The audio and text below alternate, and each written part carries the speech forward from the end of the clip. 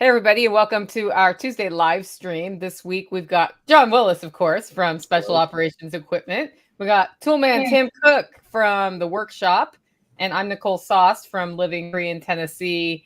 And when I reached out to Tim, I was like, hey, man, what do you want to talk about? And he said, building your empire. So I added, while the other one crumbles, because it seems like we're going through that economic shift right now. But Toolman Tim's not letting that slow him down. So Toolman Tim, let's start out with what were you thinking when you threw that topic out? It's been so much on the go. So when we were heading south to you guys last time, I met up with John for a podcast and then spent 4 days with you, Nicole. On that drive, of course, you do some of the hi Beth and Emily, you do some of the absolute best thinking, and that's where Becky got her idea that it was time to franchise the daycare. Which, for those who don't know, we turned a handyman business into a daycare business, and now we're kind of spreading that out. And then the content came out of it. And also we turned it into some rental properties recently. So we bought our first two units with 3 total rentals in it. And we've realized that it doesn't matter what's going on, doesn't matter, who tries to knock you down, you just keep building. And for us, it's quite funny because after I talked to you, Nicole, we got a message from the city. I sent you a picture there, John, maybe a month, 6 weeks ago of the property. So we put a conditional offer on the property, and the city just turned it down last night because anyway, the outdoor play area is less than 50 meters from a vent on another building. So we're like, all right, so where do we go from here? Nothing serious. We're going to find a new building. And we decided instead of paying for a 5-year lease up front, we're going to buy the fucking building. So we're going to find our own building. We're going to buy it. And there's some more available. It's not like this is this doesn't tear it down and throw everything to pieces. It's, well, hey, there's a little problem. Let's pivot and make it work. Does that mean they won't assist in funding, or they just won't permit it for it at all? So this is the city. This is what they gave us. They give us the little line from and could we fight this? Sure, we could fight this. We could turn it into a long, drawn out battle. But what I would like is a turnkey kind of business where I can go in 2 weeks, some flooring, some painting. I don't want this to drag out into a 6-month, 9-month kind of process where, back and forth, $400 here. Okay, appeal this, appeal that. So we just said, no, we're just going to find another building in the city, one that isn't. So where we picked, it was in one of those stupid, you might be able to have a daycare there as long as the powers that be, our favorite government tells us we're good. So we're just going to find another place 1 block over that will allow us the zoning or whatever. Cool. Yeah, it kind of seems like as you grow, it's inevitable that stuff gets in your way. Oh, yes. And with a daycare, the government has their hand in everything. And, I don't agree with that. I don't mind people looking after kids. You know what I mean? Like if there's one thing where somebody's like, let's take a look and say, we're just trying to make things the best for kids. But my God, the government has their hand in everything, and you need approval for everything. And so every time you turn around, it's a new, your fence needs to be this tall, or so you have to kind of play by their game if you want to make the money. And we've learned how to do it. Well, and that's good. Do you get many people telling you can't, like throwing monkey poop at you from the gallery? Sometimes, yeah. One of my favorite was earlier this. Okay, let's go with on Becky's side first. So there's people who are close to her. Like I grew up in a household that their can't wasn't really a thing. Mom was always go, go, go, go, go. You can do whatever you want. Be a lawyer, be a doctor, doesn't matter. Not so much on the other half of my family side, Becky's side. She gets that a lot. Every time, as soon as we came back we came back from Tennessee all riled up, and we're like, hey, we're going to open up a second location. And, that's a lot of work. It's a lot of travel. It's a bit of a risk. And we just completely ignore it now. Who's putting that out there? Those words? Yes. Family. Got it. Yeah. I don't have there's a wall. Like I don't have any of that shit anymore. I wish I did, because I'd have something to, be rage video about, but I don't have it. They're not near me. It's tough. I can only do so much on my part because that's up to how Becky handles it. But she does well. It's taken her a lot of years to handle, and it doesn't mean they're shitty people. They're just the poverty mindset they've embraced. And Eeyore's always me. Oh well, you only need to know.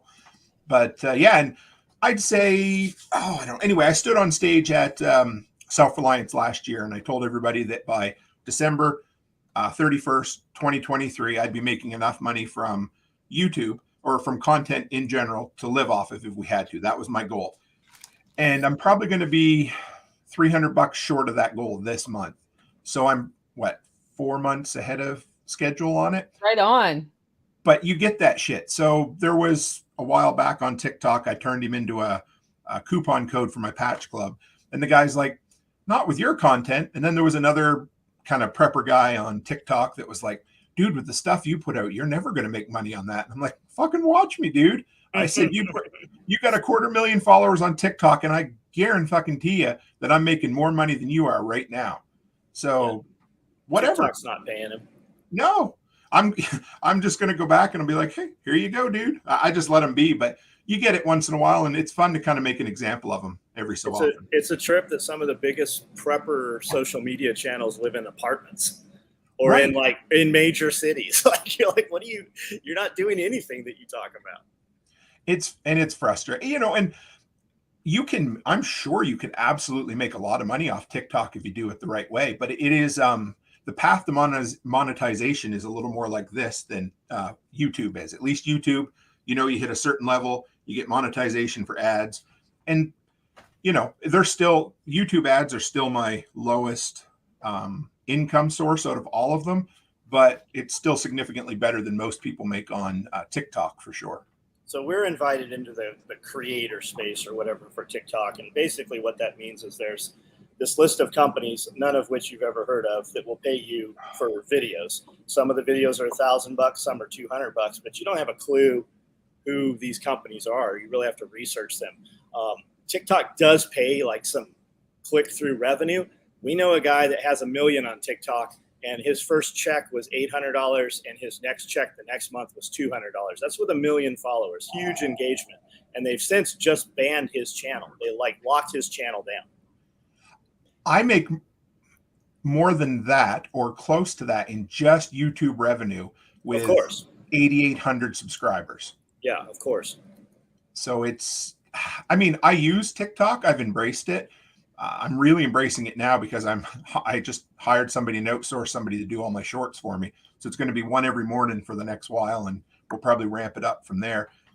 But for me, it's a means to an end. It's to draw people into the community. It puts eyeballs on me. And I've gone up and down on the shorts with YouTube because at first, when they first brought them out, it would screw your metrics up like crazy. And so now they've really kind of separated it, and it makes it really easy to kind of demarcate which one is which, but it also helps keep, it doesn't affect the way your channel flows. That's the big thing I found is I would put shorts up, they would hit big, but then everything else would just sort of go boom. Yeah. And they've kind of fixed that. From my reading, they've kind of separated the shorts and the long form content algorithms, and it's working really well now. Yeah, just use the shorts to bring people into live feeds is kind of what we do. We have a lot of people show up on the live feed, and then they've kind of misconstrued or misunderstood a lot of the shorts. We make them in a manner so that people do interact with them impulsively, and then they can watch the videos and the lives and go, oh, this guy's thinks the same things I think. And then there's a call to action, right? We can convert him into something else where he joins the text or email app, or becomes a member on our YouTube, or joins Patreon. And then we have a lot more communication with him, and we have direct access to him if we are somehow circumvented through one of the other avenues at some point as we get banned. Exactly. Hey, L2 survive. Oh, he's awesome. We spent some time at the Thrivalist Fair in Washington. We sat down and did an interview, and there you go. That's exactly it. And another good feller, Evan Dixon. Yeah. All the good fellers are here. Well, I know a lot of people wonder, like, how long did it take you to realize what you needed to do to start adding subscribers on YouTube and to building that sort of social reach? You want me to go, John, or you want to go? Or who was that for? That was for you, Tim. Okay, cool. Okay, so I've been doing this for, let's call it 3.5 years. So I would say just about 3.5 years. Now, I wouldn't, everything's a journey in content creation, and you start, everybody starts somewhere, and at first I was, let's throw everything I had at the wall, see what sticks. I'll do more of that. I'll do none of what doesn't work. But in the last probably 6 months, I use a program called TubeBuddy, and I've just been digesting like crazy anything to do with YouTube analytics. And I delete, or I guess not deleted, but kind of privated a whole bunch of videos on my channel to clean it up, to give it a unified brand. I've worked really, really, really hard on making thumbnails. They're kind of clickbaity, but not in a bad sense. If you want to bring eyeballs to your channel, you have to have top quality thumbnails and top quality topics or titles. And so what that does, there's a few things that TubeBuddy's been working that's helped me, but one is developing thumbnails, but the big one is finding a niche title. So say like today I'm working on a Streamlight. Actually, no, let's take the one I did last night. So last night I just replaced my 12-volt socket in my truck with a USB-C outlet, which is great. It's an awesome, it was a pain in the ass to do. So if I just went on and said USB-C upgrade to RAM, that might end up in the ether. There might be 1,000 videos out there that have a way bigger channel reach than mine. So what I do is I type that in and then it starts searching. And so what it found for me was my car doesn't have a USB-C outlet. That's the title I'm going to start with, something like that.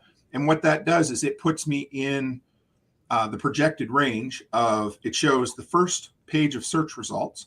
I typically get X amount of views, and it'll put me well up on there. And it'll also show me search volume versus competition, the whole works. Anyway, so I would say the last 3 to 4 months, I've done a real deep dive, and I've gone from like 100 to 200 new subscribers to, I'm probably going to hit 600 this month. And they're going. It's a crawl for everybody. You have to learn. It's incremental improvements, but I would say about 3 months ago, I really changed a corner, and yeah, I've found a lot.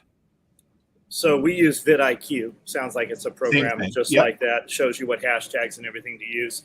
The beauty of that is it puts a taskbar on your browser also, so you can see what everybody on YouTube's doing. So when you guys are like, I got 1 million, views and $500 off of this thing, it shows you the real deal, like on everything across the board, which is nice. On that video you did, I would have said, I would have ended with how to install USB-C without lighting your car on fire. The thumbnail would have been the car on fire, and then the text would have been, oh no, my car's on fire, because they want to see you fail. That's what's always going to, get those. And that, so it'll pick that little niche, and then you take it from there to search engine optimization. And then it says, add some adjectives. So another thing I've done recently, there's a really good YouTube channel called Film Booth, and he talks about power words. So you find your niche that you watch, or so for me, it's backup power, preparedness, things like that. He says, go through all the channels in that niche that you really like and look at the words they use. So for me, it's solar, it's DIY, it's simple, inexpensive. I made a list of about 40 of them. And now I make sure I use one of those power words in every single title I put up there. And then, so you put a power word, you make sure that phrase is like that, and then you add a descriptor that makes it grab somebody's attention.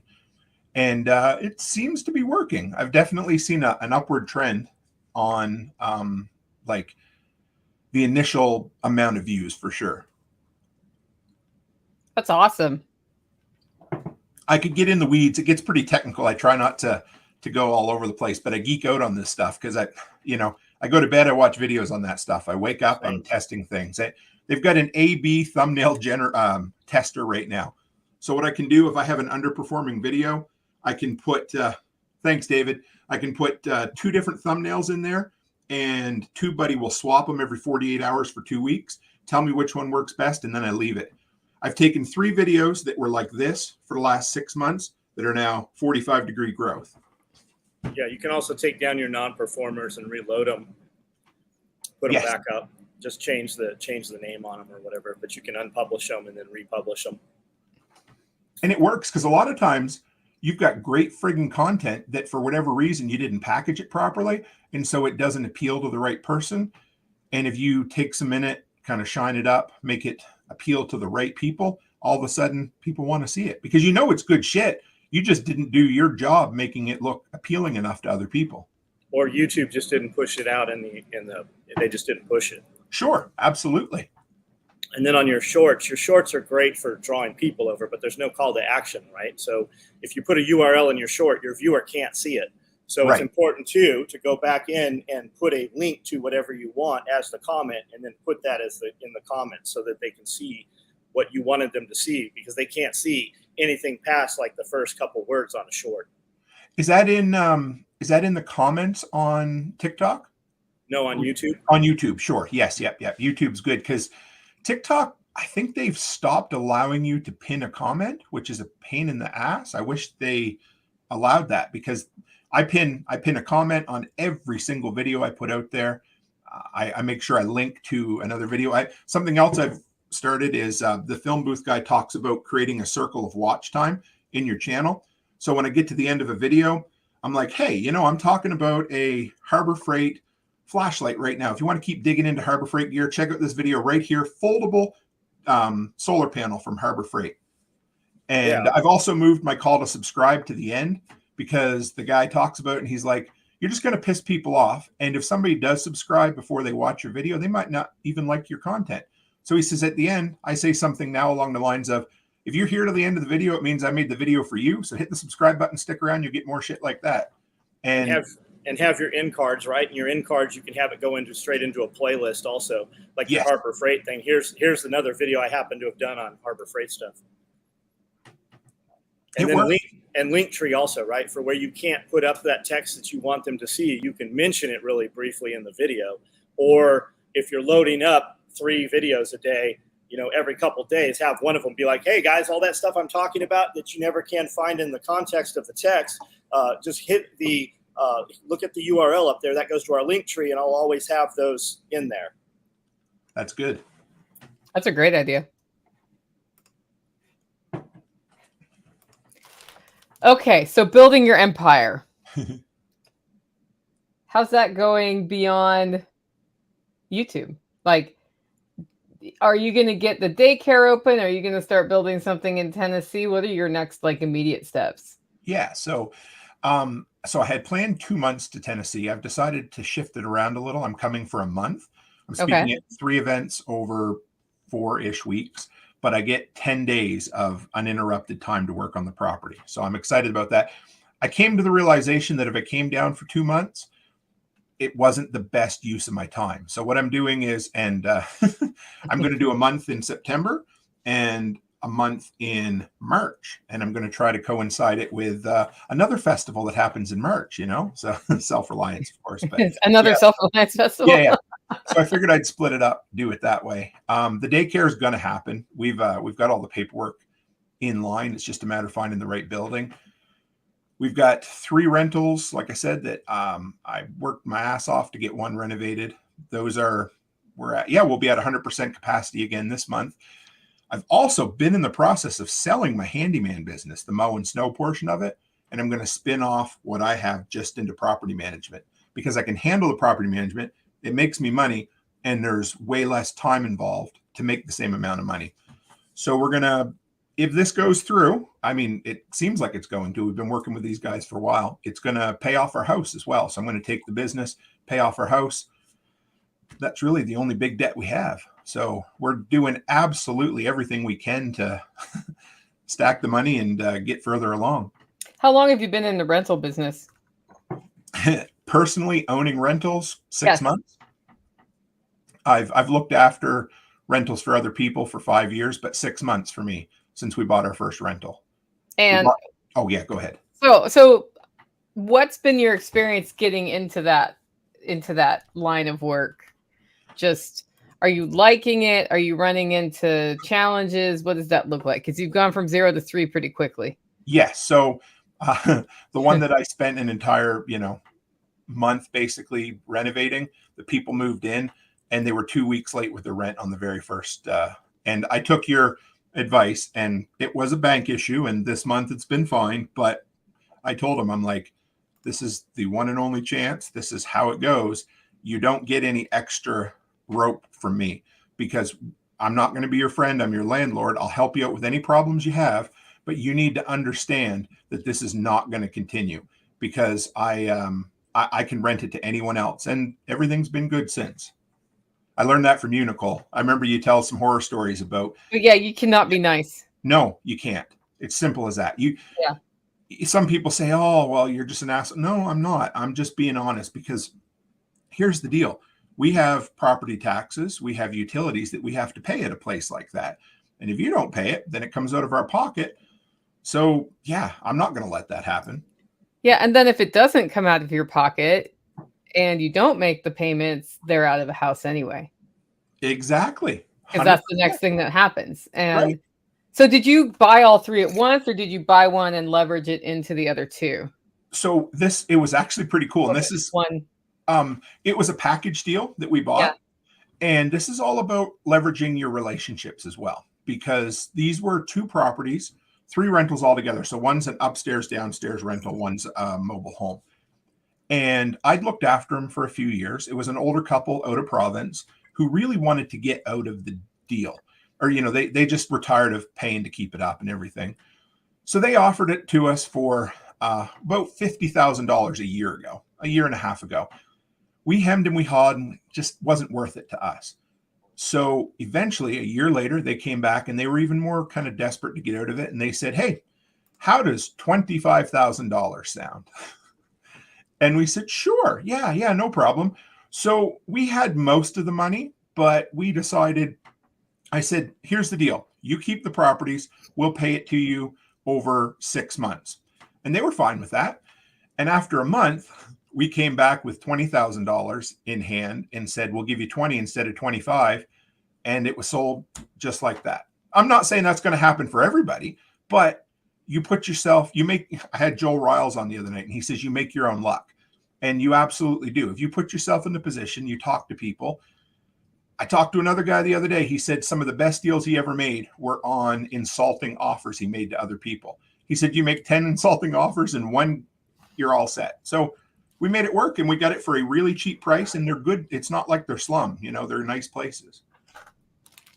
And that's good, because then you have cash flow from that. So yes. We always talk about sort of that ongoing residual income. It doesn't mean you don't do work on rentals. Like we're doing work on my rental this week, but it's just not all the time, every single day, right? Like I have a tenant moving out at the end of this month. And so August, actually. So we're already planning like what happens during that 2-week period of time, because it's got to get clean. I'm sure it has to be repainted. You inspect it in advance so you know what's going on. And then we want somebody in there as fast as possible. That's the game. So you end up with those intensive periods of time, and then you make your money sort of on a drip over time, unless you use a property management company. Right. And I love being somebody else's property manager too. I mean, I do that for 26 units here in town, and it's great because it's a flat rate every month, but it's good for them too, because they're both out of province. So they don't have to worry about it. I keep them at 100% capacity, and we make money. Are you on call 24 hours for that property management company? I am. Yes. So it happens sometimes, not too often, but I have a really cool guy who's actually a tenant in another property that I look after. So when I come down here now, I leave him the phone. He takes care of things. It's incredible. He actually, when we were at your place, Nicole, he called me a couple of times. He got a place rented for me. I set up the meeting. He took care of everything else. I've never had that before. So it really frees us up to live our life for sure. And I pay him well, I do, but I pay him when I only hire him when I'm going to be out of town. But anytime I'm going to be out of town, either him or his wife takes the phone, and we're all set.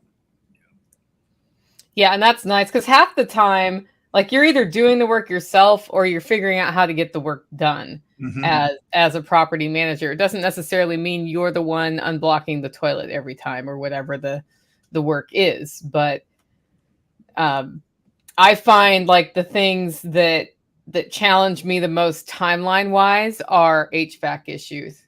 Oh, If your AC is going to break or your heat's going to break, it's always the hottest or the coldest day of the year, depending on which one you need not to have happen, right? So then, of course, that's when all the HVAC guys are out. So, you know, that's always a fun part. So to me, one of the best things I've done is to keep in the good graces of the HVAC guys here in town, you know. So it's all about the HVAC guys. You know, you keep them, you know, I work with the company as soon as, you know, they bill me at the end of the month. And as soon as I get that bill, I go right in and I pay it. And I talk to them. We go back and forth. I treat them as good as I possibly can so that if I ever do need, you know, for instance, I got a call. I had called my HVAC guys one day and I said, we're not getting any airflow through our heat vents, but it was for cold air. This was something I'd never run into. This was at my house. And he talked to me through it over the phone. He goes, you're froze up. And I said, but it's not froze on the outside. So I learned something new. There's an entire radiator grill style thing inside your air chamber up there that I thought it all came from the outside. Anyway, didn't matter. That entire thing was a block of ice. So they said, turn your heat on for half an hour. It's going to suck, but when you're done, you're perfect. I never had a problem again. And they did that over the phone, never charged me anything because you have relationships. That's what gets me over the hump sometimes. We always tip our guys really well. They don't expect a tip, but I always, if the bill's $400, I give them $500. Nice. You know, if we're having lunch, we always invite them in to have lunch. We always have some kind of conversation with them because we want to know those guys, and having access to those dudes also.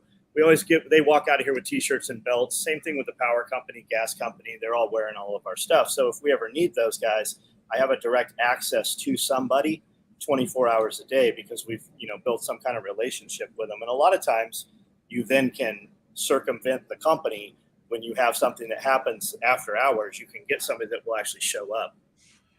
That's happened at my place with gas before. Yeah. You know, you know a guy, you have conversations with people. I've saved a ton of money on a bunch of different things because the guys are like, this is the way it works. This is how we get it to work. You talk, and it's not a disingenuous thing either, because at least I know I personally appreciate those people. I like to learn from them. I ask questions, and they're smart guys that you like to pick their brain. So why not treat them good? Because if you don't treat them good, somebody else will, and they'll remember it. We tell them all the time, man. Like when we see them out, just even not on our job site, we just go out and I'm like, man, thank you for what you do. We can't do what we do without you guys all the time, especially like our UPS drivers. When we see other drivers, we even stop. We're like, our UPS people are awesome. And we have a, 5-minute conversation with them. You never know when that person's going to show up on your route or something. And it gets back to your people too. And I mean, you have to mean it, but I do legitimately mean our UPS people are awesome. So are our utility people too. I mean, every year at Christmas, those guys, I make sure we treat them really good. And I always stop and talk. They all know us by the name.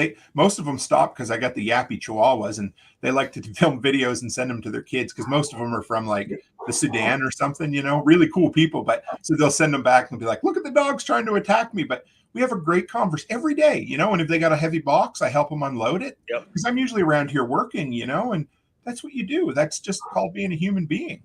Yeah. It's like you said, yappy chihuahua, and my dogs had to go off.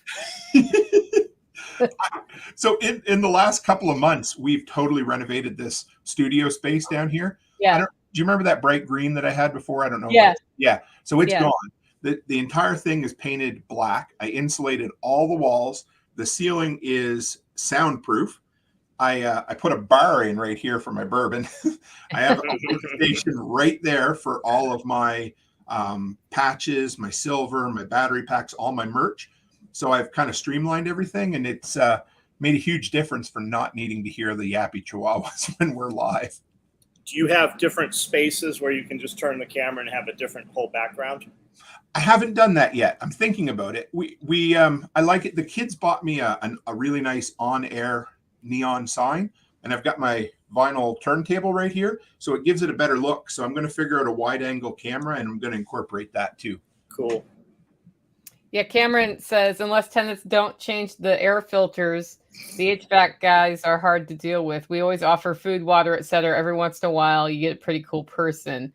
One of the things I learned from hiring a property management company was that we charge the tenant every month for an air filter and auto ship it to them. So they pay their rent, they pay $20 for the air filter, and then when that arrives, it's like, well, like, okay, so if they don't put it in after that, what can you do except for inspect it once a month? But at that point, they've paid for it, they have skin in the game, and they can switch the filter out. That was one of the best things I learned from, because I used somebody to rent my apartment in Nashville, so I don't have to drive an hour, 20 minutes every time it needs to be showed. What percentage what's the industry standard for that, Nicole? She's charging 50% of the first month's rent. Okay. Oh, wow. Which is, I mean, it's not insignificant, but I don't have to pay a monthly thing. If I want to use them for property management, then there's a monthly fee if I was going to have them do all of the repairs. Okay. So she doesn't do ongoing? She will. I didn't want it because I have some weird, it's because I prefer to do the repairs myself right now. I've had some bad experiences with outsourcing repairs. So it will take a while to get my trust. I get it. And legit, like for me, I charge $100 per unit per month. Yeah. And that works out really, really well. And if there's any major repairs or that sort of thing that I can handle, then I charge a flat, like an hourly rate on top of that. But, that includes but what they get is move in, move out inspections, cleanups if it needs it, and just the always on call. And it works really good for us. I kind of settled on that number. A little more around here gets a little hard, and a little less, it's not worth it. Mm-hmm. I met a lady one day. I was up in the city about an hour away.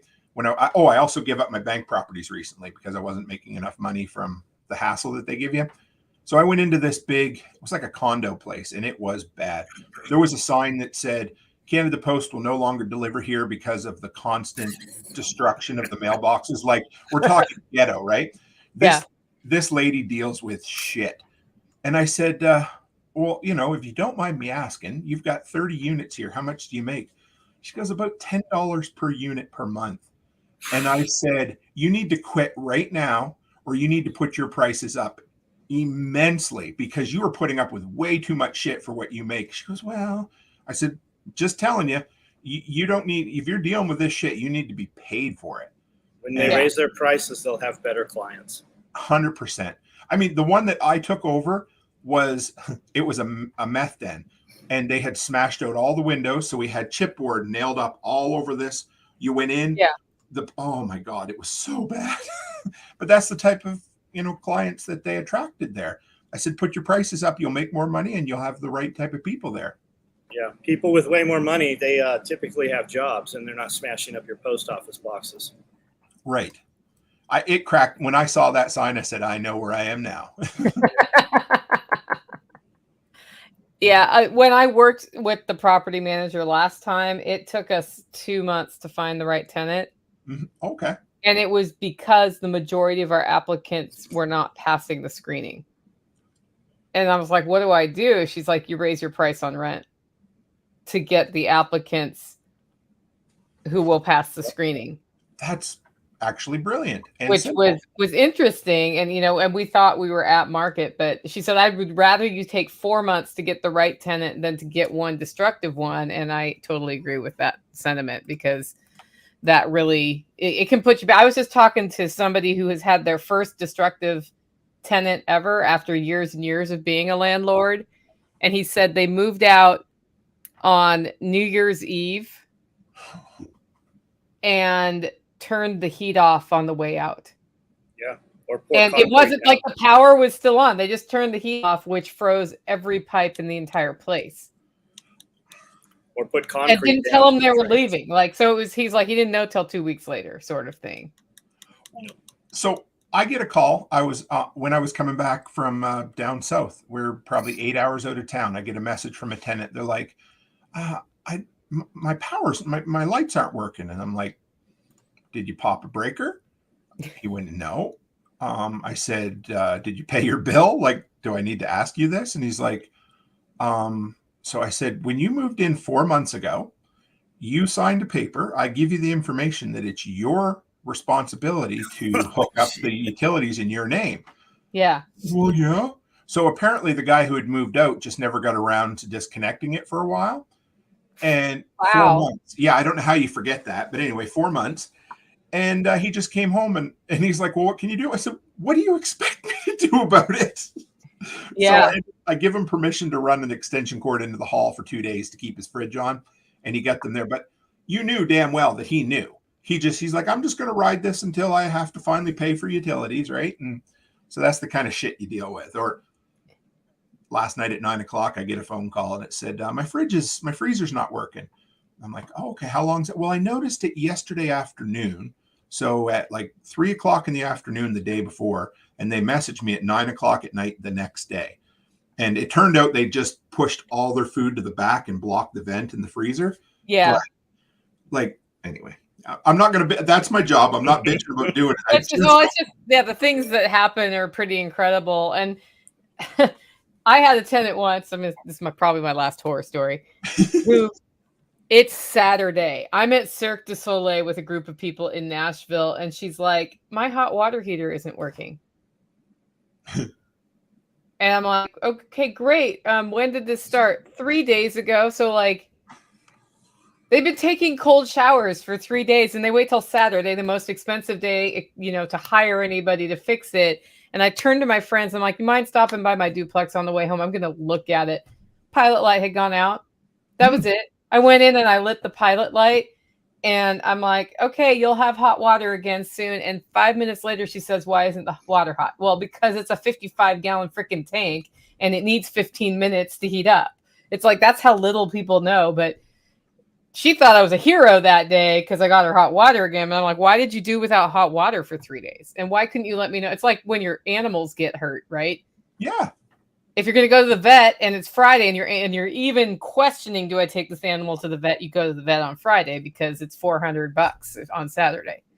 It's guaranteed. If you don't go Saturday morning, you're going to wake up to a worse animal. Every time we've put it off, that's what's happening. Yeah. So anyway, but the thing about rentals is I grew up with my dad doing rentals. And so this stuff doesn't make me emotionally upset. Right. If you get emotionally upset about shit going wrong, you are not of the right mental capacity to do rentals because it's going to go wrong. People are going to do stupid things that cost you money. People are going to like do destructive things on purpose when they get mad at you because humans can be jerks. And if you're not able to just calmly be like, okay, what's the next thing we can do? It just turns into a big, I'm mad all the time for people. So I've seen people with rentals just completely flame out because they're pissed off that stuff breaks and stuff breaks. The Tim Cook of 10 years ago couldn't have rented properties. Even maybe 5 years ago, I couldn't have because I was too much of a pushover. And that's a big problem too, because I always give way too much grace. And, for me to say what I said to the new tenants and what I tell everybody now, for years, the hard phone calls were always Becky's domain. She would deal with the collections and that's me now. That I do it and I just do it completely dispassionately and it doesn't bother me a bit. But for whatever reason, it took me a long time to get to that place. And if you're out there and you're like, I'm a bit of a pushover too, you can learn not to be a pushover. You don't have to stay there. It might be a little uncomfortable for a little while, but you can absolutely, and it doesn't mean you got to be a dick, even though I am sometimes. You can find a happy medium that keeps your personality and you can be business minded too. Yeah, I'm going to throw a road flare in there when they don't pay. Like this renting properties is not for me. We almost bought one right up the road for $30,000. And every time I drive past there, I'm like, we should have bought that. I was literally feeding chickens yesterday morning thinking we should buy a rental property. And then I think, no, I should not buy a rental property, especially around here. You don't want to go to jail, John. My idea of property is having enough property that nobody can see your property. Like the last thing I need to do is deal with local folks. And that is like, so I have a property here that I have never rented to local folks because I'm concerned about renting to local folks. So it's always, like we have great tenants right now, but I don't want to go down that road right now. Yeah. Well, you're in a unique situation where people will come to you, just like my guys that work here. They're not from this town. They both moved here from California and they both work here. We've had guys from New York, Arizona, 2 guys from Alaska. So they have a vested interest. They don't have deep roots here where they can just, not go to work, not pay their bills and go back to mom's house. It's very different. And somebody that's going to pack up and move, I think that's your situation, Nicole. Most of the people that live out there, they're not from near there. They came because of you. Yeah. None of them are from near here. Yeah. And that's what you guys have both created, is that kind of, intentionally or not. I think Nicole's intentionally, and John's just like, I don't really want you here, but if you're going to show up and you're going to work your ass off, I'll take you, and you got that magnetic attraction, whether you try to or not, John, but you both do it, right? I don't want to know your name for 90 days. We make it 90 days and then we're good. If you can put up with me pushing you away for 90 days, you have staying power, then I'm going to invest time in you. It's like that damn dog. At least you have to walk fast enough to be able to understand his instructions, because he doesn't stop moving. It is true. People will just, okay, whatever. I can escape. Yeah. I've flown a lot in the last 4 months, and I have become keenly reminded of how slow most people walk at the airport. Because what I do now is I get to the airport and I just walk until it's time to go to the gate. So I'm like moving. And it's like the slowpoke walk. Is you get caught behind that wall of people. Yeah. I'm weaving in and out of traffic constantly. When there's people around, not street traffic, but walking people. A. Ray Pierre says, the one time I visited Nicole, the neighbor asked if I was going to move there. We tried to get A. Ray Pierre to move to Tennessee. Would have been a great addition to anywhere in Tennessee, actually. L to Survive says, any of you run an Airbnb? I ran an Airbnb on my own property for a really long time, and it's now the cabin that Tactical lives in. And the house that the Eversoles, Holler Neighbor Eversoles, are in was an Airbnb for like 2 months until they needed more of a long-term solution. And I did that because I would rather do the Airbnb thing because it's less destructive to your property than local renters. But I also put it out on my podcast that if you wanted to Airbnb it, I had a special podcast listener discount. So there was that. And then if anybody was more interested in a long-term thing or a month, like 12 of you want a different month of the year, whatever, that I was open to that concept as well. That property is close enough to where I live that controlling what happens at that property was very important to me, which is part of the motivation. Besides the fact, part of my long-term financial plan is rental property related. Also, when the place next door is not under your control and you can hear and see the place next door, it's not fun. And we've had a couple of negative experiences in both places next door. So plus with the Airbnb, the sheriff will show up and throw their shit out. Whereas if you have rented to them, they have renters' rights, and that changes things depending, especially where you are. Yeah. So there's a guy I've been dealing with, actually, a guy who is looking at buying a portion of my business, and he does an Airbnb. So he has a house that he bought. He's a single guy. He lives upstairs. He turned his basement into four individual rooms, and then it has a shared kitchen, and he Airbnbs it to oil guys when they come to town. Because there's hotels here, and the hotels are nice, but you pay a lot. So he figures in 3 months worth of Airbnbs, he makes more than if he were to rent it as apartments for the entire year. Same with rail guys. Right. Yeah. The rail guys, same thing. We have a lot of rail around here too. And not in our town, but about a half hour away, they do a killer business there with the rail guys. Yeah. And I think that's cool. That's what my Airbnb here seasonally did really well. And then part of the year was empty. So I had to make enough during the seasonal part because I didn't keep it full year round in this area. Man, if I had a place close, I would fill it up with stuff. It'd be a storage unit again. That is the rule of storage. whatever a person has, the what you own grows to fill the amount of storage you have. There's some kind of law about that, and we have 3 storage units right now, 3 storage like sea cans, storage containers. Yeah. And guess what? The third one just filled up 100%. Yep. And I go through it about once a year. We go through it. And I'm like, all right, let's take a sharp eye and get rid of stuff. But it's a struggle all the time. Yeah, if you want to make money, man, put in storage units. People have an emotional attachment to stuff they don't want to see. As cost of living goes up, you increase your prices. They'll keep paying it because they don't want to come in and relocate that stuff. That's why it's there. They don't want to see it. Some people are going to short term it for 90 days, 6 months while they're moving to another place or whatever. But man, most people just don't ever want to see that. They're also never going to get rid of it because they don't want to take the time to, and it's just residually going to pay over and over and over. And then that's going to pay you to expand and put in more units on the property. And then when they don't pay, you just auction that shit off. You sell it or bring in a container and just dump it. I deal with a company. They're called Montana Mailbox. So I have a U.S. postal box just over the border. So it's 5-hour trip down, 5 back when I want to go pick stuff up. So once a month I make the trip. The first time I ever went there, the place looked like an auction house where they had everything everywhere. And I said, you guys are busy? Why do you have so much? And they are busy, but their problem was that the owner, the place has been in business for 6 years. He has not got rid of one package that somebody left there over 6 years because he was worried about liability or whatever, So every time I went down, I'm like, you guys need to have an auction. You got to clean this up. You're going to end up, it's going to kill your business because you have no room. You're either going to cost too much. So I just got my latest statement from them, and they now put an addendum on there. Anything over 6 months we can sell and put at auction. So I think they're going ahead with it. But I've had every time I go down, I'm like, there's no reason for this, guys. You've got so much shit that could just be gone. Go and sell it. Make money off it because those people, there's no liability there at all. Yep.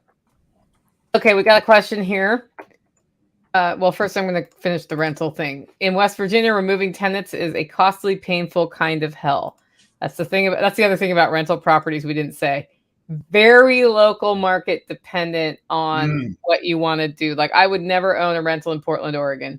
And I did at one point before they changed all their rules. So you need to look at your rights as a landlord, a tenant law, and then the reality of what it takes when you do need to evict somebody, because that is a deal. Okay, Andrew Campbell says, how much time do you allocate to product versus social media? I have a minimum of 20 hours a week on content and social media, and often more personally. And then in addition to that, I'm fulfilling Hollow Roast orders and working on the Self-Reliance Festival.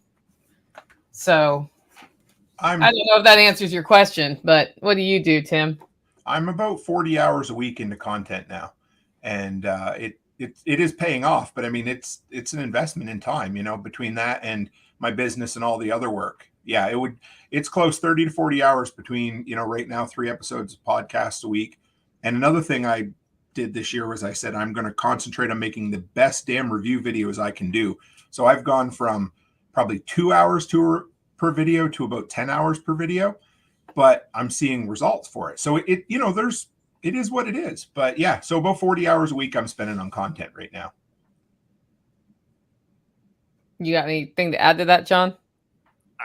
The truth is, I don't know how much I spend on it. A couple hours a day, probably. But I mean, I have 2 guys that I pay thousands of dollars a week to that do all. If you're seeing social media content go up someplace, you can tell what I made versus what they made. And it's well worth it. It does not pay for itself yet. It will pay for itself, but it currently has not yet. I'm paying that out of pocket. And I don't know. I think this was pre-live when we were talking about it, but I've started outsourcing some stuff too. I tried a company, it didn't work out, so I've started just getting a whole bunch of shorts made through Fiverr, and then somebody I met through the Self-Reliance Festival is doing the clips from the podcast. So it comes to a point when you're making some money from it that you can buy yourself more time by outsourcing the things you hate to do.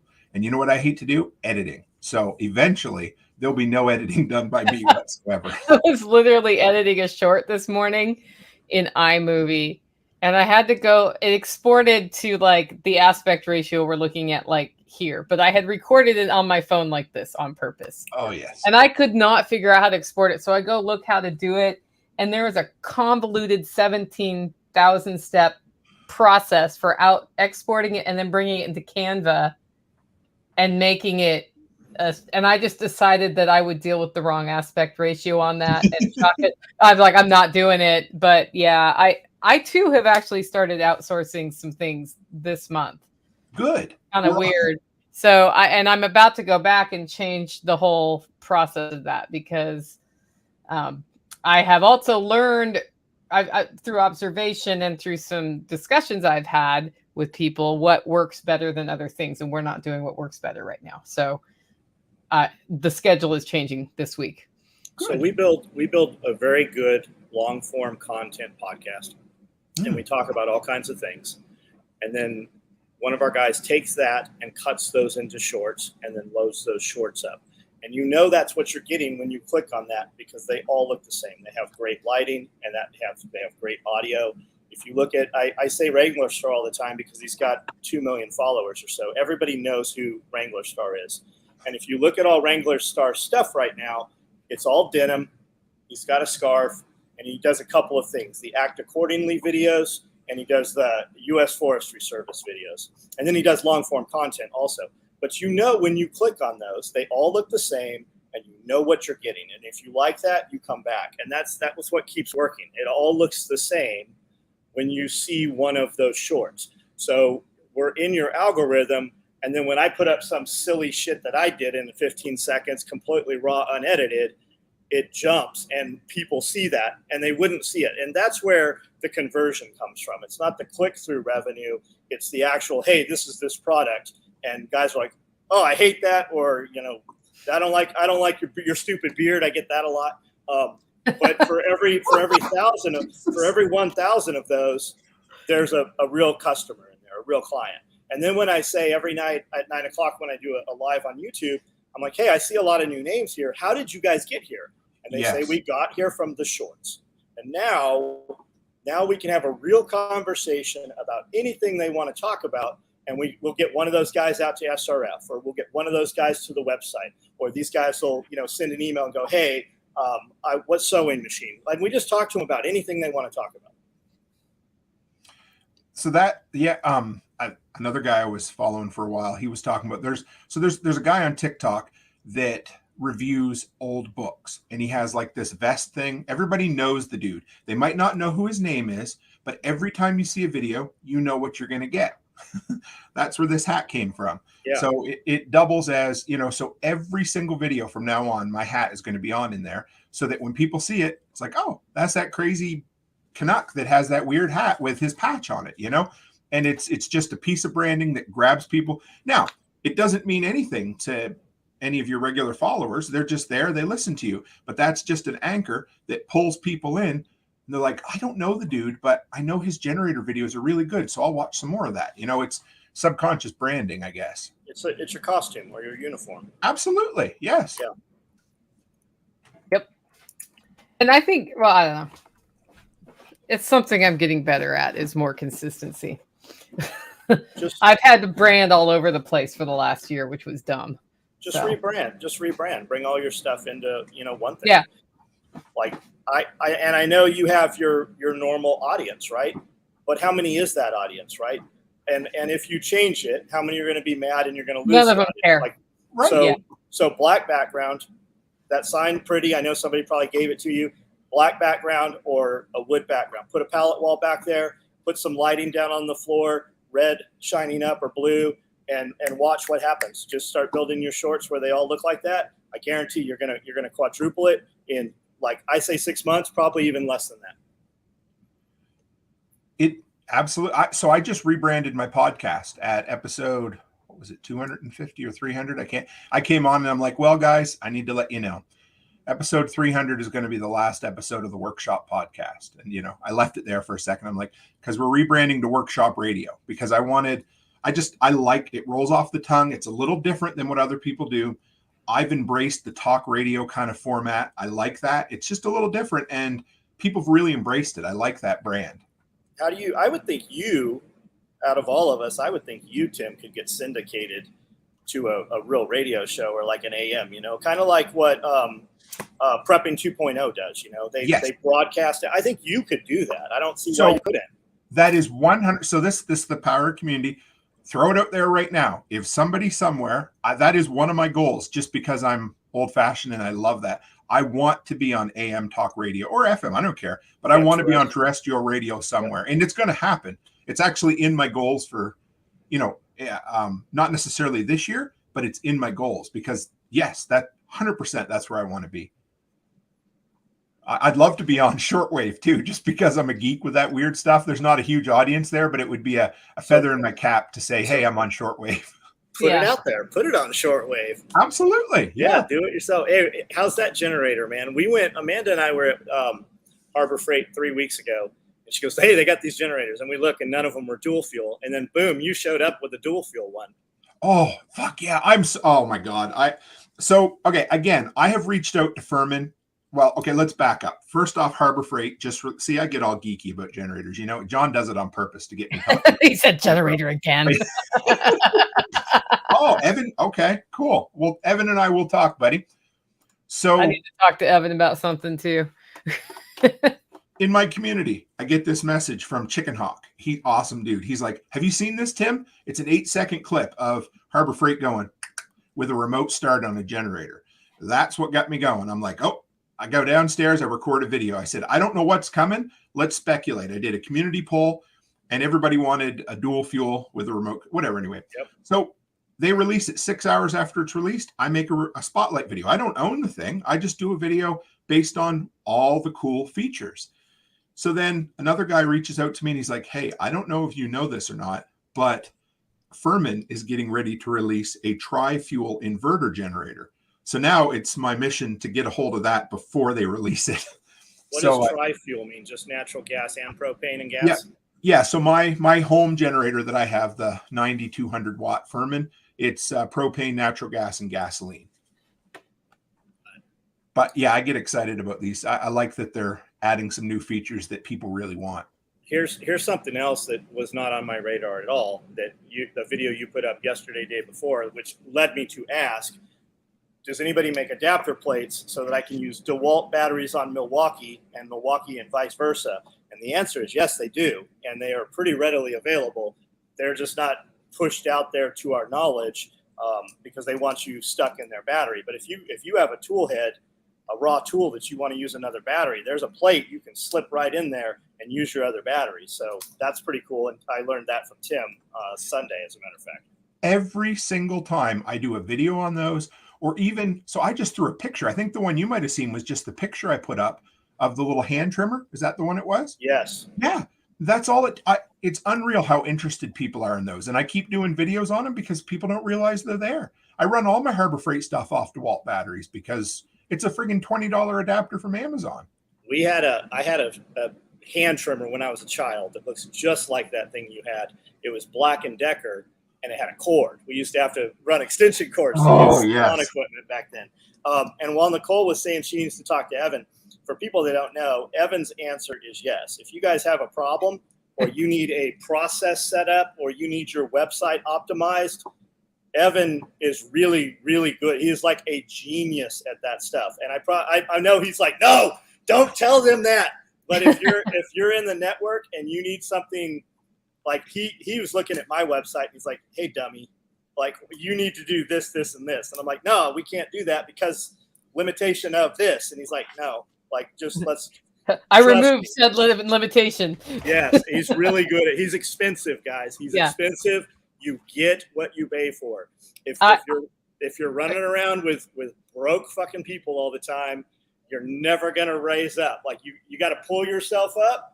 Not all what you got to look up. You can't be looking down. And it's worth it to get that stuff in order. And yes, Andrew, we did answer your question. Evan is another dude who has gone full time, right? Recently, 3, 4, 5 months ago. Oh, yes, he has left the paycheck plantation. And we got another one, Sean Mills. I got to shout him out again because that's pretty recent for him with the solar. And I just love hearing it. anytime somebody messages me and says, hey, I just went full time, or even I just started a part time. I had a lady the other day, I don't have the name right now, sent me a bunch of dog treats, and she started. Oh, you got dog treats too. You got them too.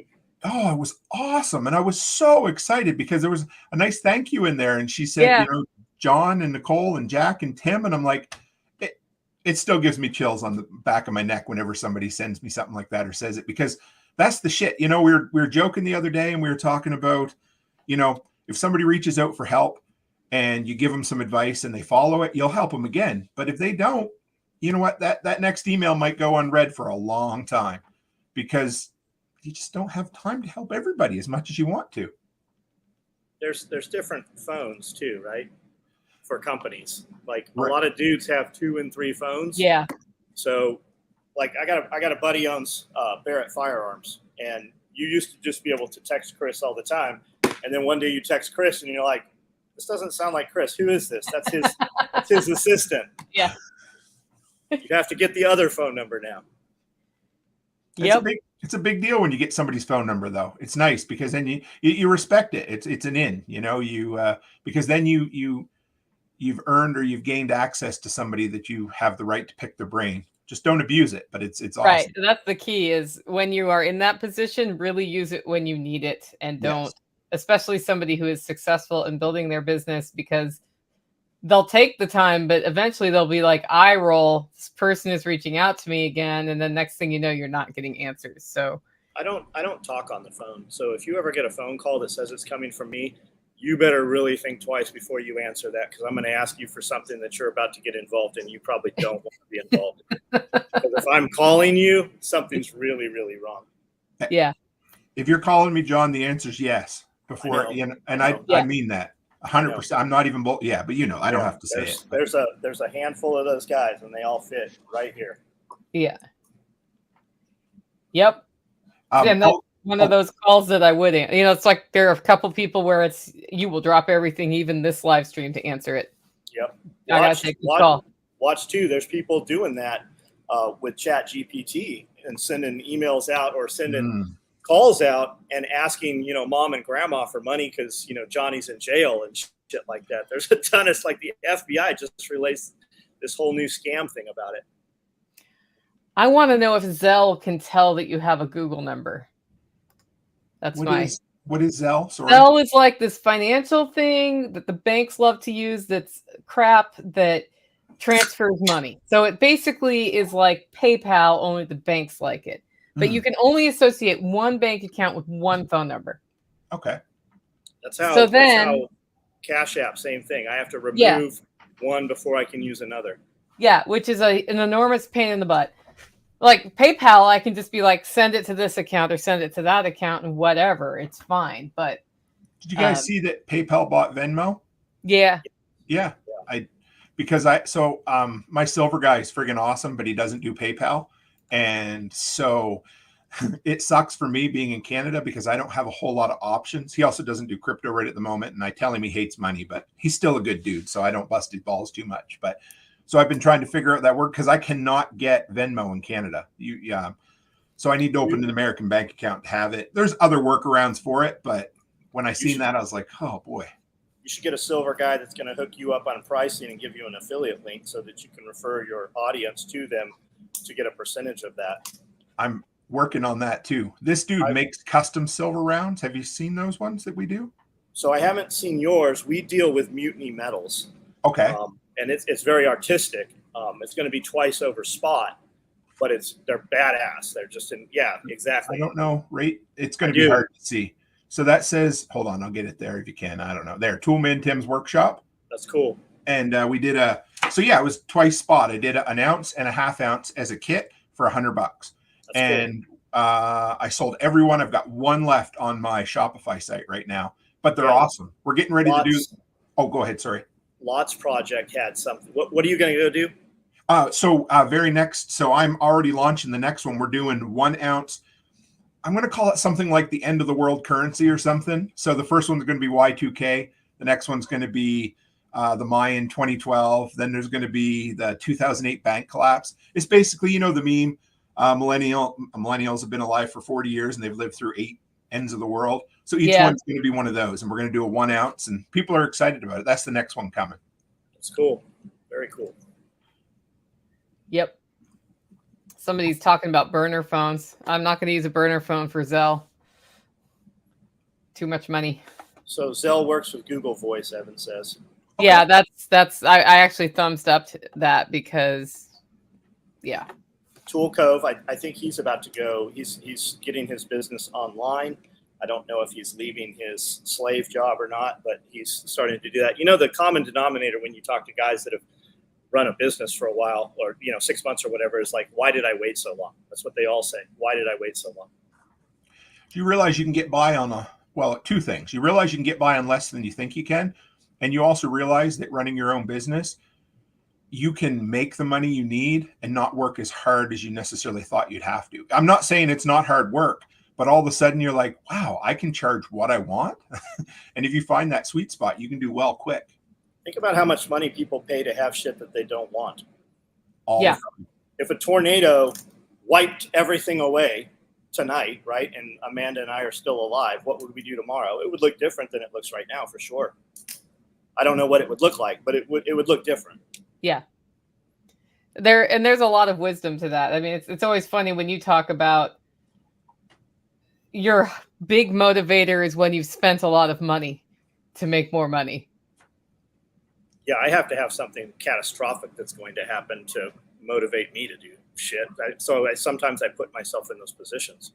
Mm-hmm. But that's the whole burn the bridges mentality too, isn't it? I mean, you've talked about you changed my mind, on that. Yeah.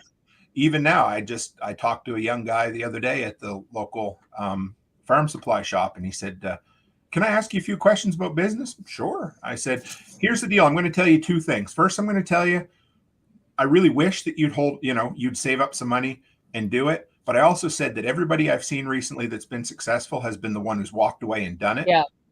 And I hope I'm not responsible for this, but I went in the other day and he put his notice in. So he's going off to do his own landscaping business. And I said, go for it. I'll help you any way I can.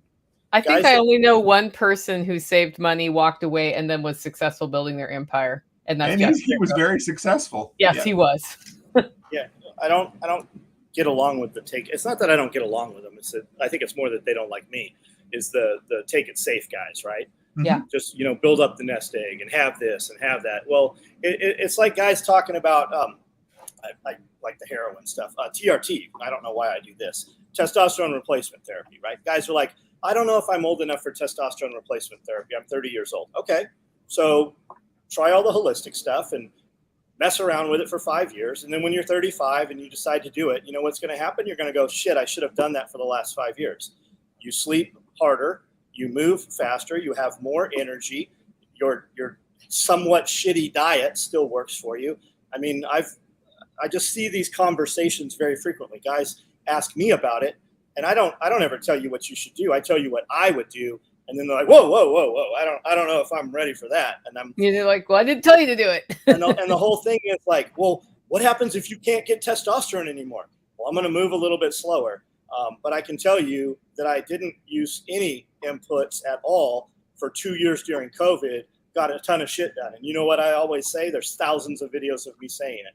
Imagine what I would have done if my hormones were optimized properly for that 2 years, because we did a ton of shit during COVID. And it's the same thing with the business stuff, the take it safe guys. Like, you do you. Like, I don't move with people like that. We just don't jive. I mean, everything we've started. Yeah. I mean, and again, like I said, I used to be the play it safe guy 100%. But I didn't. I walked away from my last job with almost, I had a bit of a business started, but it didn't take off until I was on my own, and we sink or swim, and then the daycare was the same thing. Every penny we made from all seasons maintenance went into the daycare. And that, that was a sink or swim. We came very close to pulling the plug on it, but we didn't. And I mean, Becky, she's 10 times more driven than I am. And she just, there's no telling her no. She just keeps going and going, and every time there's an obstacle, we figure out a way to go around it. It's like the guys that are like, should I start a business? Should I quit my job? So we have a little bit of the conversation, and I'm like, what do you really have to pay, right? You've got to pay most dudes. It's rent, insurance, the things that you have, how much do you have to have? What can we get rid of? So, and then they hem and haw. I'm like, what if all your shit burned down tomorrow, right? Then they have a list of all the things they would do. I'm like, okay, well, your shit didn't burn down.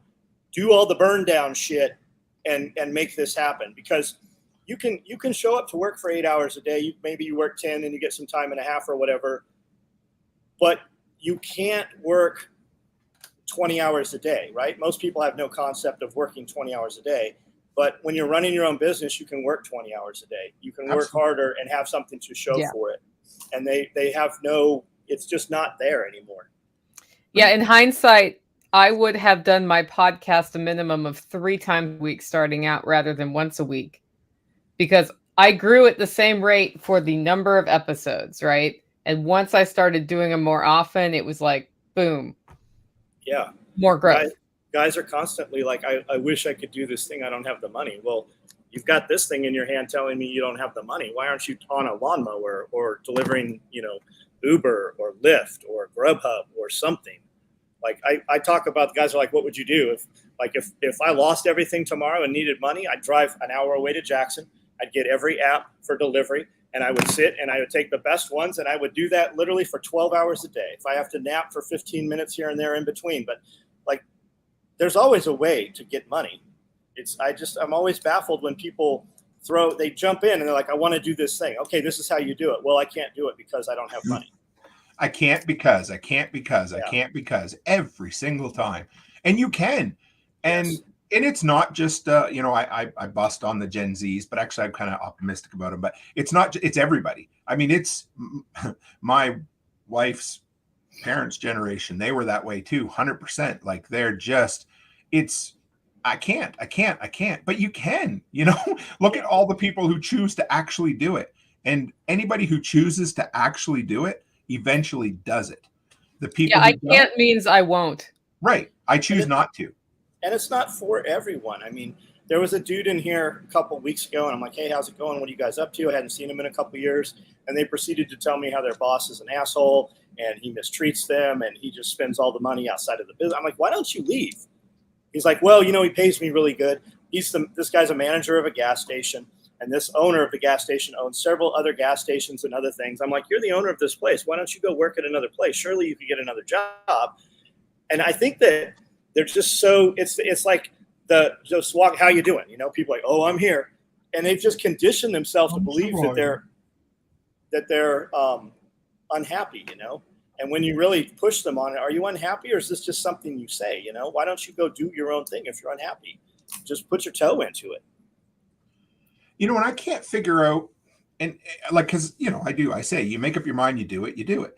But for many, many years, we lived in the poverty mindset. We lived out of whatever it was. And I was listening to Jack just before I come on, and he was talking about breaking through the wall. And he said that most people who were successful, I forget, there was 2 things he said, but one of them was they made a geographical move.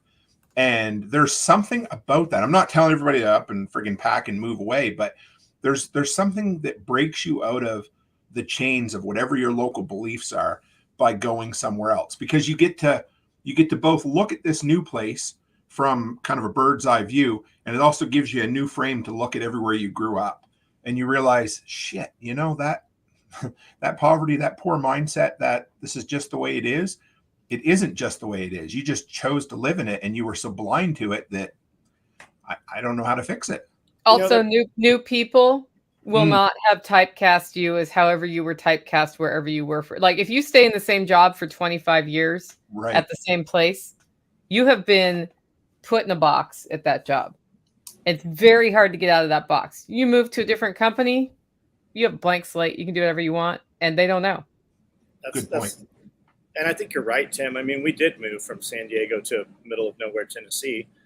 We packed everything up, and we knew a couple of people here, but any of the hooks, the family members that are going to drag you down, or the people that just show up, like there's no access.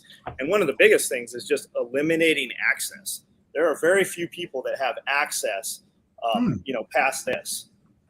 It's like Hermosi, big podcast guy, big money dude. And I heard him say, he's like, if I haven't if I haven't hung out with you in a year, I'm not coming to your funeral. I'm not coming to your wedding. Don't invite me, because it wasn't important enough for me to go to you, and it wasn't important enough for you to come to me.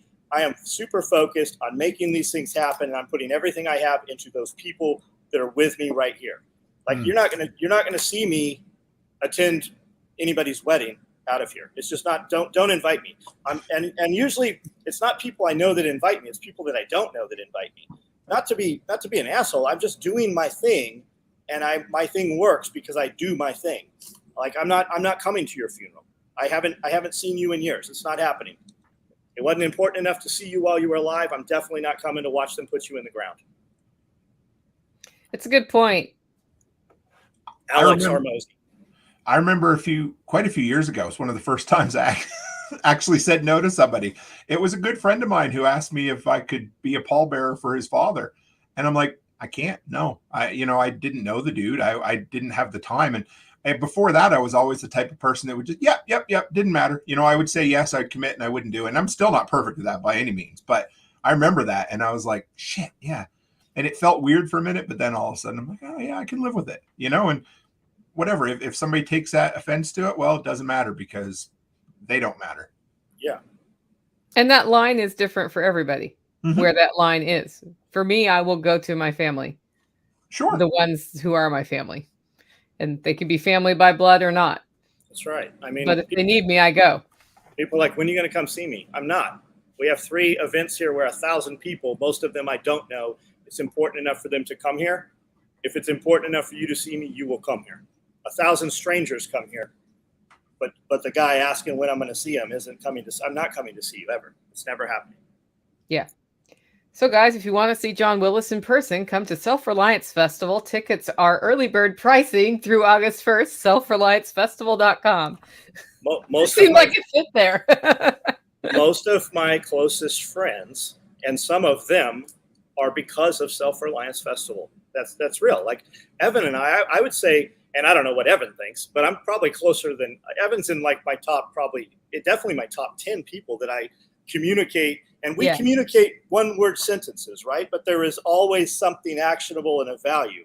I gain a lot from Evan from the one-sentence conversations that we have.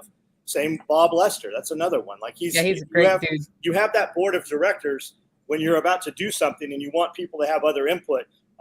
And you should always have that board of directors. You should have that 5 or 10 people when you're about to do something to look at it from a different venue that you trust enough that you would, just make the decisions on the course of your life and have them have input on that. Everybody should have somebody like that in their lives. You should have several of them. And they should be people who are not afraid to call you on your bullshit. Yes, right. There are many times when I sit down with people and I'm like, look, do you want the normal conversation you've had, or do you want the real conversation that you're going to walk away with? You're not going to like the conversation. And this happened recently. I'm like, look, I'm going to say some things that need to be said because nobody's saying them to you. And this is going to be very uncomfortable. And you might walk out of here and we never speak again. I go, I am at peace with that. But what I hope happens is this makes you uncomfortable. You walk out of here, maybe angry, whatever, but it's going to sink in, and this is going to correct the course, and it's going to be better for everybody involved, especially you. Yeah. And that's the people that care about you. So I had Joel Riles on the other night. We had a great conversation. It was awesome. Every time we talk, we're like that. And we talked about that. And I said, when I first started getting into finding our people, into the kind of the greater anarchist group, some people rubbed me the wrong way at first because I wasn't used to being told the truth, because everybody's so used to, just let it slide, whatever. And then when you realize that's the people that really care about you, then you start doing that for other people as well. And that becomes those are the people that you surround yourself with, is the people that'll tell you, they'll call you out on your bullshit, because if they don't, why bother? Yes. Yep. They're also the ones who give you things to do that you weren't expecting to add to your to-do list, but there it is. Yep. Oh, usually it starts like this, Nicole, what you should do is, and from certain sources, when that happens, I'm like, I'm just going to write that down and I'm not going to argue and I'm going to try it. Every time the thing that happens is I try it and it doesn't work. Usually it works great. it's like a clock, right? And you're on this course at 12 o'clock. And 12 o'clock in 1 second, most people don't even know that thing's clicked 1 second. But 10 miles down the road, those paths, they can't even see each other. And it's just like Tim. Tim started as Tim the Toolman, the handyman. And he's not doing handyman shit anymore. And when he's doing handyman shit, he's getting paid a lot of money, $100 a unit for 70 units. I don't know what he said. Let's say it's 70 units, $100 per unit. He doesn't have to touch most of those. That's just every month. He has to touch a few of them, right? So now he's doing other things. He's got a property management company. And it's like that. Like people like, I don't have time. Oh, I can definitely find you fucking time. Like if you come to me and ask me how to do something and I tell you what I would do and you tell me how you can't do it, I can find you time. I promise you. There is shit that is not making you money that is being done, and we can delete that, right? I can find you 5 hours a day most of the time. I would venture to say that almost not, maybe not the most successful people, but yes, I would. I mean, for me, it was stupid simple. And they're like, I give up baseball. That was so fucking stupid. It was like 3 hours a night all summer long. And that was the catalyst that I used to turn it into content creation. I just decided I'm done. And that's been, I think, 3 summers now I haven't watched it. And, well, it must be nice. Well, yeah, you know what? That's where I found my time. Yeah, Everybody has some time. How often do you pick this friggin' thing up? I get back from my early morning walk and I sit in the truck for a minute. I'm like, nope, put it down and get going. Yep. Like Windows 98, I'm buffering. Oh, shit, I'm stuck. Right. And because it can happen really quick. And then all of a sudden that buffering goes to a full-on shutdown. You're like, no, come on, Tim, get going. That's the danger of posting to TikTok, because while your video is uploading, if you close it, your video stops uploading. And so it's like throwing other shit at you that then you're like, oh, what's this? That has become, so I have moved all my editing to the PC, and that's actually helped me a lot. That wasn't the reason I did it, but it's been a huge thing. So all my tabs are open and it's short to, TikTok, Instagram, Facebook. How are you getting it to TikTok from your PC? Oh, easy. An app? No, I use I'm in Chrome. There is an app, but I go right to the site. Last time I tried that, it didn't work. I'm going to totally go that way. Let me tell you something else too. When you're putting your videos up and you've authored your video, even though you're not sharing it from TikTok, don't ever move your video with a watermark. Post them directly.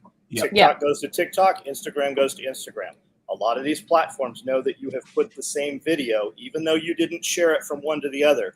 They know you generated it right here on the phone and pushed it to multiple platforms. They're going to throttle your shit back. When you push it from the computer, the platforms do not know that you pushed it from the computer, and you will get better reach when you load them individually. Now, if we're talking TikTok, Nicole, definitely go ahead and load it from the phone to TikTok. Yeah. And then send that video to the computer and push that video to the other platforms from the computer. This is, we've not done a ton of testing on this, but that's kind of what we've moved to doing. And somebody with a million plus followings on social told us that. They reached out and they're like, hey, stop that watermark bullshit. You're being lazy. See, John just gave me a to-do item. And thank you. Yeah, if you back that down, if you create the video, because what a lot of people do is they create the video on TikTok. But if you just back it up one step and create it off TikTok, you don't have to repeat anything. You just create it here and then boom, boom, boom, boom. Yep. Now that doesn't apply. It doesn't matter if it's Meta, right? If you're doing Instagram to Facebook, it's just not going to matter. They're the same thing. I don't think we even care about algorithm reach on Facebook anymore. No. I mean, I have been getting a surprising number of conversions lately on Facebook. But with my experience with Facebook, it's a mountain and then it's a valley. It's a mountain and it's a valley. Oh, it's old people. They screwed up they do that all the time, but their shorts, their reels. I love reels on Instagram, and I know they're the same. So they were pushing them hard, and they were paying creators big bucks, like $800 a month to just basically for 4 months. Yeah, and then they just shut it off. They're just like whoop rug. Yep. Yeah, and it went from you were getting all kinds of followers from the shorts to you get a couple, and I don't know what they did to the algorithm, because they are a pay-to-play platform. Facebook is 100%. So. I'm still there. I live stream to Facebook. I use it because it's a tool and I find people from there, but I don't. You're live streaming to Facebook right now. Yeah. Now, with that said, I am an old person. I'm 52, right? But Facebook is where you can target market. If you need to reach a market in your area, typically people on Facebook are going to have money. And the way the back end works, you can pick people that are only homeowners with a median income of $250,000 or $1 million. You can set that. You can target women that only drive Mercedes-Benz. You can really laser focus where your ad money is being spent for those customers. I spent about an hour after you sent me that reel the other night, John, going down the Yep. rabbit hole, researching it. And it's interesting. I liked it. I can't remember the name of the company right at the moment, but what they're doing is cool. Very interesting. How to ethically steal all of your competitors' client list. And what a great friggin' title too. But yeah, I watched that and I think about an hour in bed. I'm like, oh, all right, let's start reading about the company and find out what they do and how it works. And yeah, that's what same on Instagram, man. When we come out with a product, I look at what other people that have that product and we look at their hashtags and we just rip that hashtag list that's applicable to us. And people look at, like everybody says, oh, hashtags are dead. Maybe, but I still use them. If for nothing else, I can go find my pictures of my product on the platforms because we use hashtag SOE tool rollup, hashtag SOE whatever. And then we also use it without the SOE. So we catch both of those. We also use the color of the product. So people that like that multicam black, we use hashtag multicam black. I spent 4 hours while we were in the vehicle the other day, just running through the hashtags on multicam black, just to see what was out there that I was not aware of, to see what my clientele was looking at. I look at hashtags like political signs. You know, everybody puts them up and they become background noise, but the one guy who doesn't put them up isn't going to get elected. Yep. That's kind of how I look at them, for sure. Yeah. Yep. But as far, I don't know. The targeted marketing thing, like you said, it's a big thing on Facebook for sure. That's the place to absolutely target the people you want to bring in. I haven't done a lot of pay to play period for my content, but have you done much of it, John, at all or no? So for certain, yes, we have. Okay. But I'm selling a product. I have a tangible product that we can push. Yes. What about Twitter? Twitter's no longer Twitter. It's now X. It's X. Elon Musk says there's going to be a banking function in there. Highly doable, right? He was one of the guys that started PayPal. So that'll be interesting to see where that goes. There's a lot of guff over it. People are very upset or, I don't know. We'll see what happens with it. I love it. So we were talking about stealing people's, audience and things like that. So another tip that I've been looking at and working at is look at channels that are way bigger than yours. So there's one guy I watch all the time that has about 700,000 subscribers, and just model your shit after him. It doesn't mean you're going to copy everything they do, but what they're doing is successful and you're in their niche. So my thumbnails have been kind of modeled after what he does. I spent 2 hours watching the first 15 seconds of every one of his videos to find out why his intros are as good as they are. And I try to bring that in. That's the type of shit you have to do. If you want that 1% improvement, so 2 hours. We're starting to mess with that, right? I sliced my hand open pretty good the other night in the dark, pulling hoses hand over hand where I was mowing in the dark, and a hose clamp, to put the hose sections back together, that had been cut off, and it's laid me open pretty good. And we're making a video about the differences with the hose clamps. There's the kind that you tension onto the brass barb, and then you have the two pieces that screw down. Yeah. I like those. They're smooth. They can't cut you, but they catch on stuff when you're pulling them around corners of stuff. The other type you just cut off. Well, if we'd have left it 1 inch longer and turned it under with needle nose, the sharp edge would have been concealed and wouldn't have cut, right? So we're building a video on that and talking about your intros and your lead-ins on the videos. We're doing a slice my hand, oh my God, and then you see lifeline land, right? So people are going to be like, oh my God, what happened? And then we have another one, the golf ball trick, right? Well, the golf ball trick is when your tarp corner rips out, you take a golf ball or a rock and you take the material and wrap it around and you whip stitch it. Now you have something to girth hitch off that golf ball, and you can put your tarp back up. We're going to do one where the dude's driving a golf ball and boom, it blows up and it's the tannerite. So it just transitions straight into the golf swing and it's going to do the golf ball trick. But it's real actionable information. But for that clickbait, for that click through, that's what we're doing for the intro on the video. So it'll be like a little mini 30-second movie in the beginning. It'll be highly produced versus, what the normal content is. Because you don't need that intro to pull in the people who are already watching you. Correct. I mean, they're going to watch it either way. They'll be entertained by it. But that intro is designed to pull in people who've never seen you before. And That's then you right. bring them in. It's the eyeballs thing. You know, if you have 1,000 people who are like, holy shit, that Tannerite thing was kind of cool, I'll watch the next 30 seconds. And if you get 10 of them to convert to come over, one of them on your live stream, well, every single time you're doing well. And how many guys are watching that and see that and they're like, holy shit, and they immediately share it, not even knowing what the full-length video is. That also happens. Oh, Yep. I get shit all the time. People, they share it with you and you're like, you didn't even watch that. I know you didn't. Because if you did, you never would have shared it with me. Yep. Nicole, I recently started a coffee roasting company. Any advice? Yeah, sell your coffee. Get really big and then roast Nicole's coffee. Yeah, that's also true. I either need a roasting assistant or an outsourcing arrangement, and I'll just throw that out there because it is time. It is time. Is it better to keep one name across social media? Yes. Yes. Why would you not? Unless you're starting another brand. I literally say it every single day and every night on live feed. Guys are like, hey, I'm buying this. I'm getting this URL. Get your .com, get your .net. If you don't plan to blow up, don't worry about the others. And then get all the exact same name on every single platform. So much so that if one of them is already taken, I would consider changing the name so that they can be consistent all the way across. I don't get why Fifi Fifey Joe comes on and I'm like, hey, you're talking and we're having this conversation, but I don't recognize your name. Well, that's because I'm Joe Trans Am on the other platform. Why do people do that? And remember making your email addresses. Don't make your email addresses like you're some asshole 11-year-old kid. Like make it easy for your client to remember it, and your URL should say in the name what you do. SOE Tactical Gear. Just that's it. Not SOE Tactical Gear 6969, you know? Yes. And when you spell that shit, and when you spell it wrong, tactical, and you've already got the URL, you're fucked. Like they don't fix it. So go buy that URL and redirect it to the other one. That's 3/4 the reason why my email address is the real Tim Cook, because it was people could hear that off my like, for whatever reason, a lot of times when I say Tim, people are like, oh, Jim, you know, but when they hear the real Tim Cook, it was so easy to spell. Nobody ever once asked me, is there an E on it when you say the real Tim Cook? I don't know why, but they don't. And they always get it right. And that's why I designed that one that way. Yep.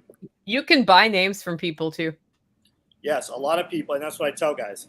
When they're like, hey, I'm going to start this thing. I go, do you have all your social? No. I go, then don't tell another person, because some asshole that heard you say it is going to go buy it. And they're going to sit on that motherfucker and get, you know, they're going to want $7 grand. They're going to want 10 grand. And as your business gets bigger, they're going to want more and more money. There's a guy who owns toolmantim.com, because I don't own that one. And because and he's owned it since long before I even started as a thing. And it's just a little, all he has is his Twitter and Instagram handle on there, and none of it's been updated. It's just been sitting for years. So I want to buy it from him. I just need to piss or get off the pot and actually fucking do it. You know what I do? Oh, go ahead. Go ahead. I get somebody else without my domain to reach out for things like that on purpose, because the minute it's like, oh, and they are locked into a brand, sure, price goes up. That's a really that's how you should be buying property too. When you need to amass property, buy it through a holding company or a law firm or something. Yeah. There's some mom that has Brandles on Instagram, right? Brandle Films or whatever I don't want to say what his name is. I don't want you guys going to look at it, but his actual name on there, and he can't get it. She wants $7 grand for it. That's where I got the $7 grand number from. Yeah. Yeah. I have one I've been trying to get for a long time, and they keep countering with 35,000. Oh yeah. I've never reached out to them. It's always been somebody else. Sure. Yeah. It's called cyber squatting. I had a kid that worked for me 30 years ago in Oceanside, and they called him Porn Friend. His name was Mike Porn Friend, but they called him Porn Friend. And he set up push through porn websites, him and his brother. He made so much money. I think that he was able to get out of his contract in the Marine Corps. He was making anyways, he set up some websites for us and stuff. And he bought surefiretactical.com, Eagle In. He bought a bunch of people in that industry's URL names. They were dumb. They didn't have them. And he sold all of those to those. He's blackhawkindustries.com, blackhawk.com. He had both of those. and they gave him like 20 grand worth of gear. He brought it back and sold it all through Camp Pendleton, but they gave him $20,000 of product for that URL. Man, that's awesome. Yeah, there was a lot in the late 90s, and it's awesome until it happens to you. Well, Yeah. That's why I'm telling guys, right? I own 175 URLs right now. That's awesome. They're all applicable to my shit and other companies that I'm involved in. Like, I don't own any because I'm trying to cyber squat somebody. I don't care if you do, more power to you. But if you have some idea and you think you're going to run with it, keep your mouth shut and go get them. You can get all of that stuff handled in under 2 hours. You should. I would never lease a domain name. No, One of our LLCs, but no, because the price goes up when you build your brand, and then you're screwed. You're fucked. Yeah. Yeah. Especially when you're putting it on print and merchandise. Yeah. Oh yeah. That's why I haven't changed my phone number in forever, because it was on all my business cards. I didn't want to. So once all season sells, I may actually. We'll see. But well, then I won't know who's texting me. I'll be like, hey, I'm kidding. I gotta reach you. I can get hold of Toolman Tim Cook. Oh yeah. Awesome. We're an hour and a half in. How you guys doing on time? I'm good. Yeah, I'm good. I'm good. Guys, Absolutely. if you have questions, get them in, because this should be a conversation, not just between the three of us, but I mean, not that I mind, but So I cut back here. I'll throw this out here that you guys can give me some idea. Well, anyway, but I cut back to 3 podcast episodes a week for the summer. So I'd have Saturday nights off to do family stuff. And I don't know if it's completely, if they're correlated or not, but my podcast traffic has gone way down over the last 4 weeks. And I don't know if that's because I dropped it, or if it's just because it's summer, or because I've been spending all my time on the YouTube. What do you think? Could be all of the above? So I was talking to Jack about growing podcast numbers, because I get a lot more audio downloads than anything else, and because I started as an audio podcast. And so part of my strategy is make even more audio downloads, because people who are attracted to what I have to say are busy people. So they're listening while they're doing something else, right? Even the people who watch me on YouTube, I think mostly listen to me on YouTube rather than watch my face on the screen. So he was saying his worst time of year for downloads is right now. Oh, okay. That makes sense. Because people are off doing things, but it could also be that your frequency went down. And if you changed your schedule, that throws people off too. Because I know I changed my schedule this year, and it was like boop, boop, boop, boop. And then it had to build back up. And I'm okay with it. It was a decision I made that I wanted Saturday nights for other things this summer. And I was cool with it. It's still 3 nights a week. But I kind of thought, like, this is the first year where my numbers are big enough that I can really appreciate a dip. Yeah. In that. So I wondered if it might be a bit of the, and I am amazed at how many people watch live streams or watch replays of live streams. It blows me away, to the point where I've now decided that when I do a pre-recorded podcast, audio only, I'm going to throw it up on YouTube anyway. I don't know why I haven't been doing it Put a before. picture there. Yeah. Yep. Yeah, I don't care about the podcast. Like, we had our stuff auto populating. We would rip audio and put it to podcast, and it would cross platform, and something has happened there where it's not working correctly. But all of our stuff is coming. I mean, our stuff is so much coming off of YouTube that we have a $10 membership. When we put the podcast out for the first 90 days, you can't even access it without being a $10 member. If you don't want to join, that's no problem. There's a lot of other perks in there with that $10. But it comes out 90 days after the fact. And then we see a huge spike also. Now, I'm probably making a mistake by not pushing and developing that podcast, audience, because you're going to have to move to a sponsored, advertisement or sponsors to monetize that. You're not getting paid off of podcasting. That's a big, so I listen to Nicole a lot about that too, because you didn't make money off your podcast, right, Nicole? Your podcast sells coffee for you. Was that kind of where it started? Or originally my podcast sold the coffee. Right. That was my first blip of support. And then I added members. but I sold more coffee than I got membership revenue. And then I added webinars to the membership, and that's when that section started growing, because I was just ripping off Jack. I was like, I'll just do the discounts. Well, that's a lot harder to do than you think, first of all.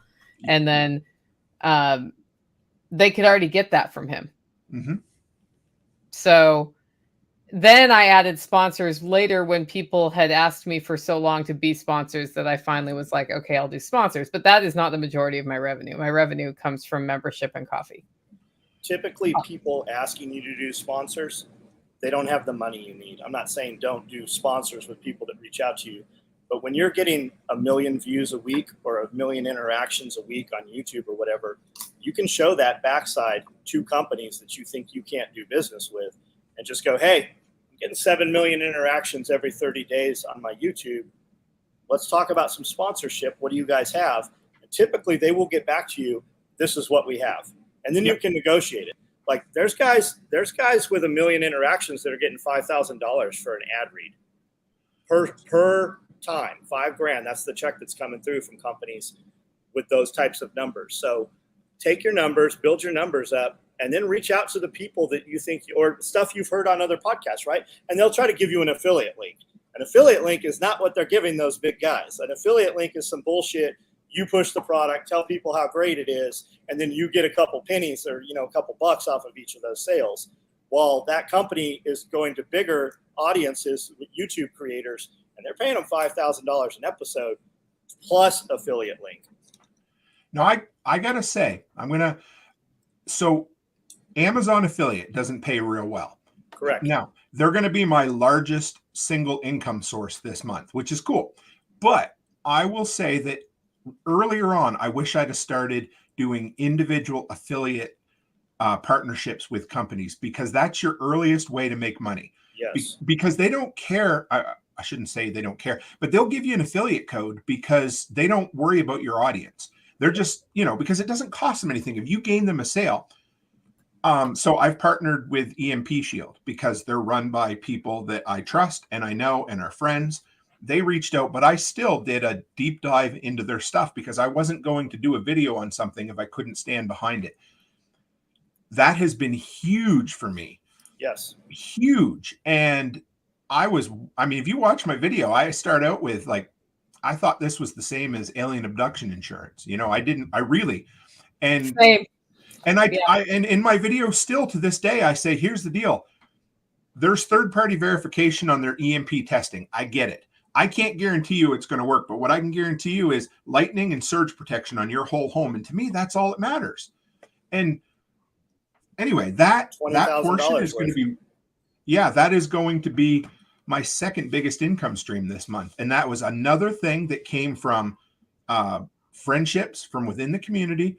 And it actually surprised me because here's the deal. If you look at that video, it has less than 1,000 views, but that video has hit big and it's done really well for me and hopefully done well for them too.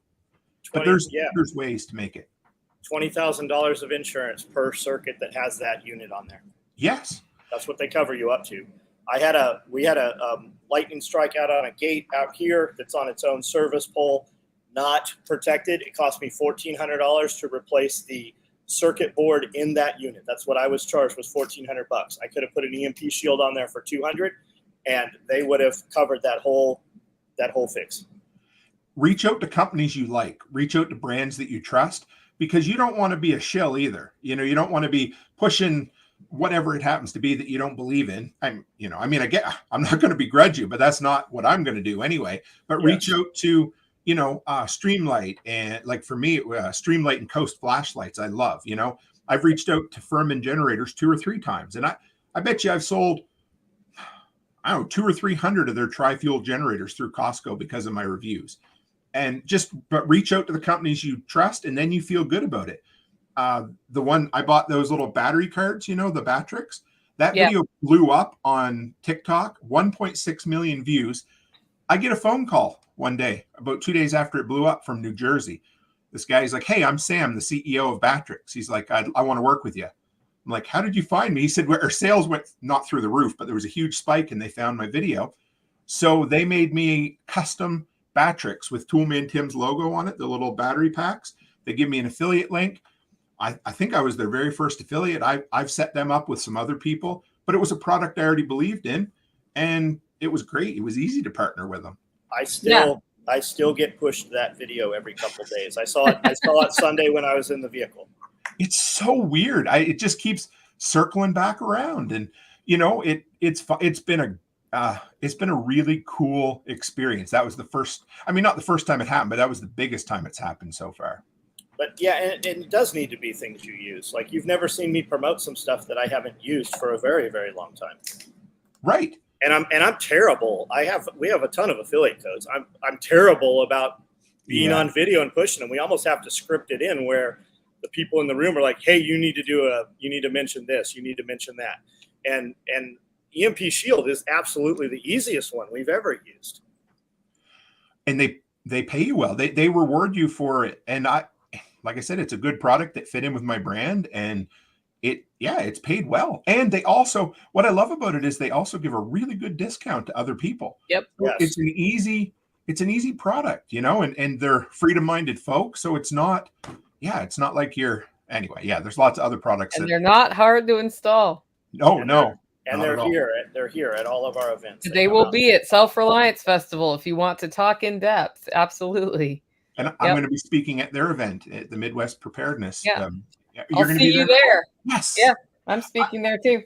I'm going to Prepper Camp again as well. And I joke, when I was there last year, there was me and Joel, maybe that would have been the only kind of anarchist minded. I said, we're going to turn that place into an anarchist loving festival. And there's a bunch of people coming this year. I'm pretty excited about that.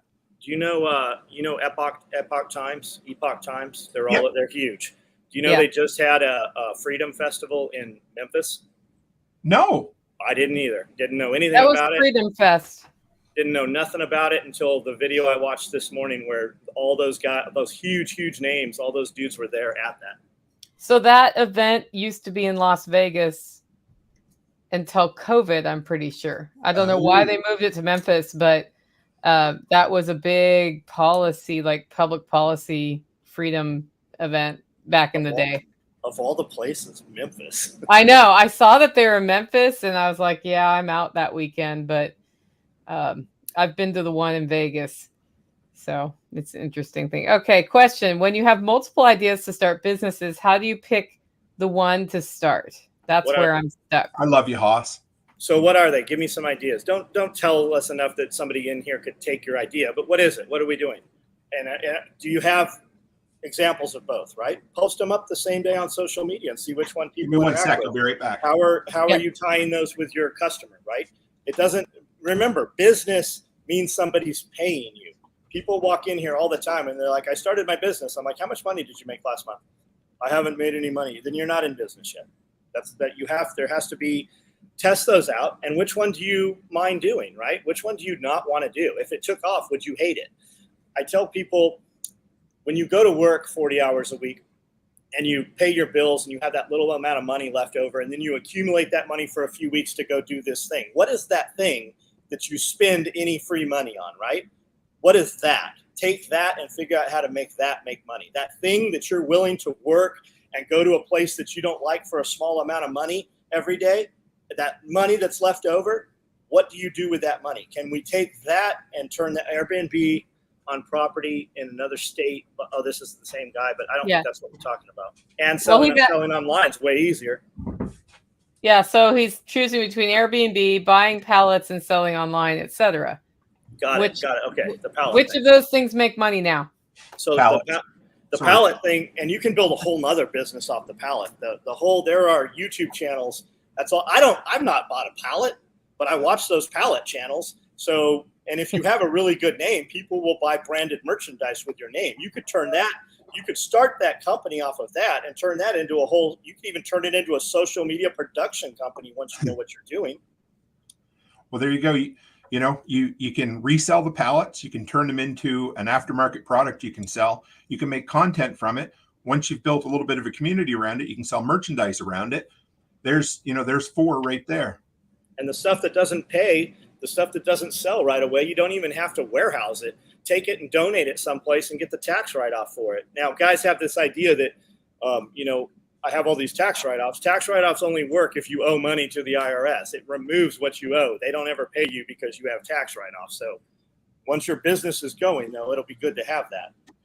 And I really like, again, I always tell people that one of the first things to start with, if you have no money, everybody says, well, I want to start a widget making business, but it's going to cost me $1 million. Well, like Joel said the other night, go start a lemonade business or go push a lawnmower. Pallets are free. They're stacked up everywhere. The cost of entry is almost zero. And yes, people do buy pallets. Somebody asked if people buy pallets. Isn't it Jack whose father was doing pallet reselling? He'd go pick up pallets and resell them, or somebody was in our community anyway.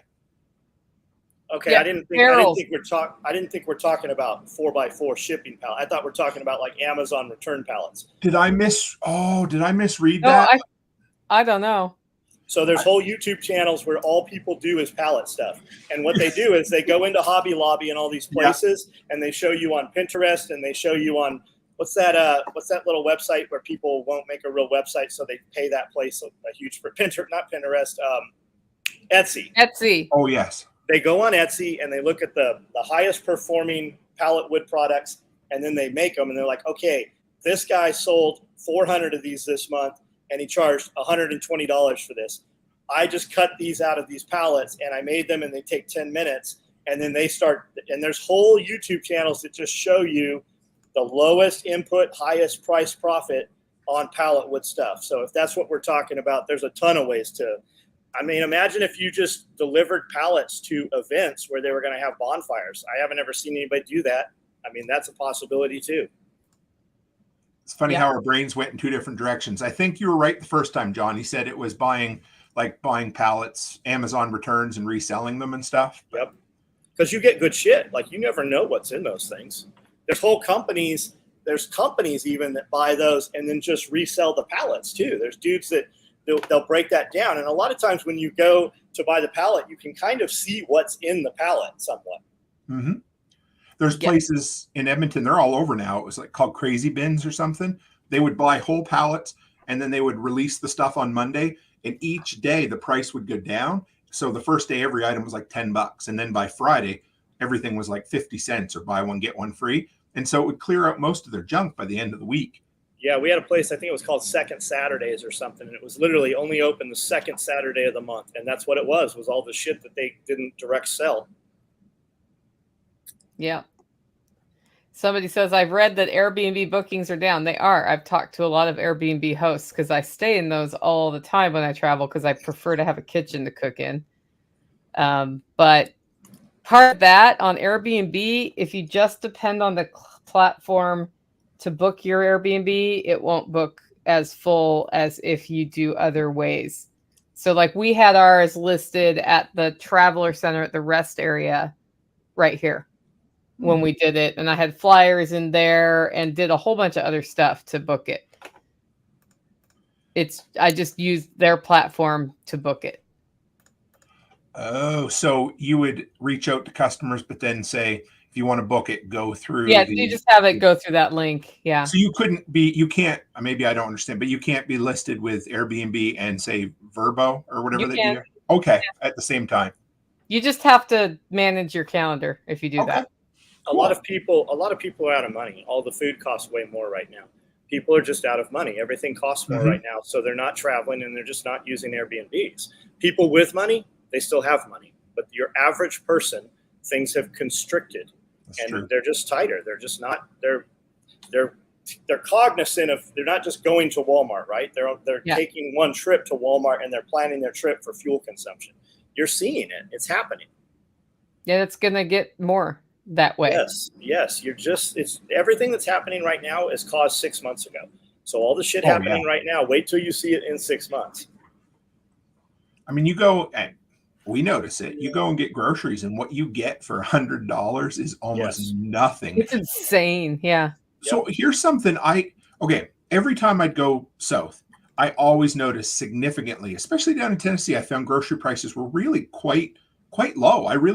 I got to say, from September when I was there last year to March this year, I noticed a big increase in prices. Things, and it was kind of subconscious, but there was enough things I noticed that didn't seem nearly as cheap for me this time as the last time I was down there.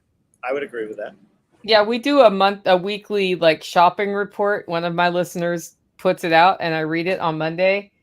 And it's been really interesting historically to hear like 2x4s went up to $12. Yep. Now they're down to like $3, right? But they were at $2 when we started. And he's now started like comparing at the same grocery store milk, eggs, flour, sugar, just so and butter, I think. So you know what those things cost, because inflation numbers are calculated based on very specific food items when they build food in there. And it's not the stuff that's right. That's sort of, because it's what's happened is there's been this pendulum where all of a sudden it's really expensive and then it comes back, but not quite back over here where it started. And then there's another spike based on I guess supply and demand and other things, because like eggs did it too. Eggs went completely bonkers, and now they're like Aldi has them for $1.19 a dozen again. It's weird. And the other thing is we all kind of know that things are going up, but nobody keeps track of it per se. Like maybe there's a website that I don't know about, but everybody always says, well, milk seems to have gone up a little bit, or this seems to have gone up a bit. It's $3 a gallon, which is cheap. I pay $8 a gallon, I believe, for my raw milk. But $3 is up from $1. What do you think of? What do you think a 6-pack of English muffins cost? Like, what do you think a couple of years ago? If you ever bought them, what did it cost? $2. That's what I would think. $2, right? I did buy them for my workshops. It was $2. They're $7. Holy crap! What? Thomas English muffins. They're like 6 and change. They're kissing. You can $7. make them for cheaper than that, but yeah, I can't. But you won't. Yeah, that's true. Won't, not can't. I have a question, Tim. Yeah, I have a ton of vehicles. I spend more money every year on batteries than fuel for the vehicles. I drive them so infrequently. Wow. So when we go to start them, the batteries are dead. We jump them off. I usually end up putting new batteries in them. NOCO chargers, the NOCO jump packs, amazing, solid product, right? Yep. So I've got some NOCO chargers. We're hooking them up to where we just keep things plugged in, and they're battery maintainers. So can I have the plugs out in the rain exposed? Does it matter? You're not going to short anything out right away because they're just little 12-volt connections, but I'd still cover them myself. Okay. if they were, or just slide them, put them in underneath put them under your hood and close your hood. I'm talking about the pigtail, right? Where it plugs the piece that plugs into the wall. Or plugs into the extension cord. I've always covered them, either put electric. And the problem is of course they're supposed to be quick connect, but I'd keep a little bit of water off them. I always have. Okay. Most of mine are indoor, like mine's generators and that sort of thing. So I park them in the garage and plug them in. But I would, and simply because they're usually made out of that cheap Chinese metal that within 5, they just want to corrode and water collects, and especially where you live. Where I live, it's dry. What about extension cords plugged in, extension cord to extension cord out in the rain? I never do. I leave them summer, winter, fall, and rarely have a problem. The only time I have a problem is when my lazy ass leaves the female end on the ground, and then the water gets in there, when there's nothing covering because I've had problems where, like, I buy the lighted ends. I'll buy the 12 gauge lighted end ones, and they're expensive, but they're nice. And then of course my lazy ass will leave it, water will get in there. Then of course, it gets negative 450 here. So then it splits and breaks, or you'll run. So we have to plug our vehicles in the winter here. People are going to think that's funny, or they won't start. So what'll happen is you'll unplug it, then you pull in at the end of the day, and instead of hanging it up, you'll drive over it and break it. But yeah, I do. I leave them, man. And I mean, we get a lot of snow, a lot of rain, and as long as they're sealed together, I have no problem. It's when you leave the female ends down that you get the infiltration and it gets bad. Contractor grade, 100-foot extension cords are kissing $100. Yeah. Chuck People sent me, we were talking garden hoses. Chuck People sent me a link to actual 2-inch fireman grade hoses. Holy shit. Like I thought a $100 garden hose was expensive. They got $1,000 hoses that are only like 50 feet long. Wow. Yeah. What were you saying, Nicole?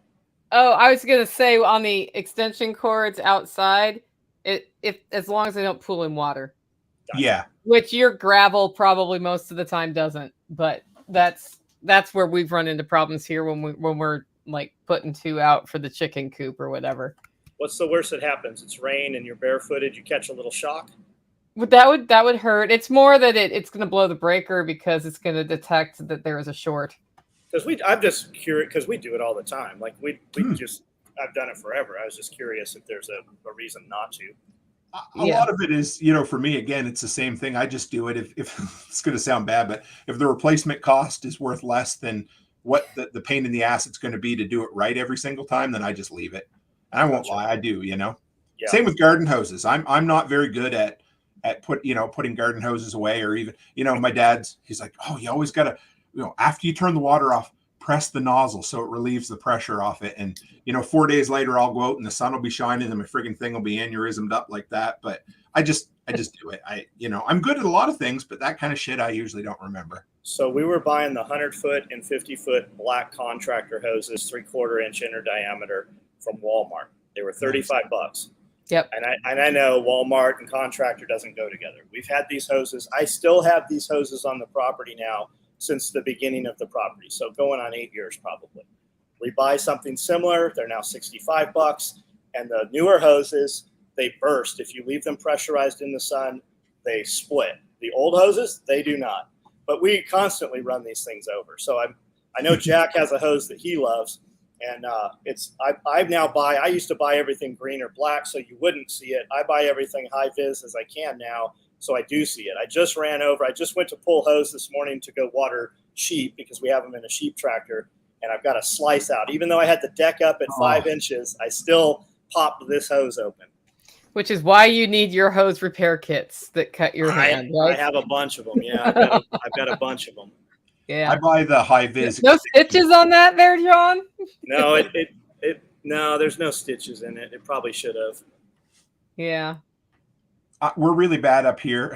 So I have to snow blow rentals and that sort of thing. And so at the 12 unit, there's posts for every parking spot where you can plug your vehicle in. But one person insists on parking on the other side of the sidewalk. 3 times last winter, I sucked their extension cord right in I replaced it once, and then after that, I'm like, no, not going to do it. But get good at repairing them. That's something else too. Like I see people saying they're setting up homesteads and stuff, which is awesome. Good on you.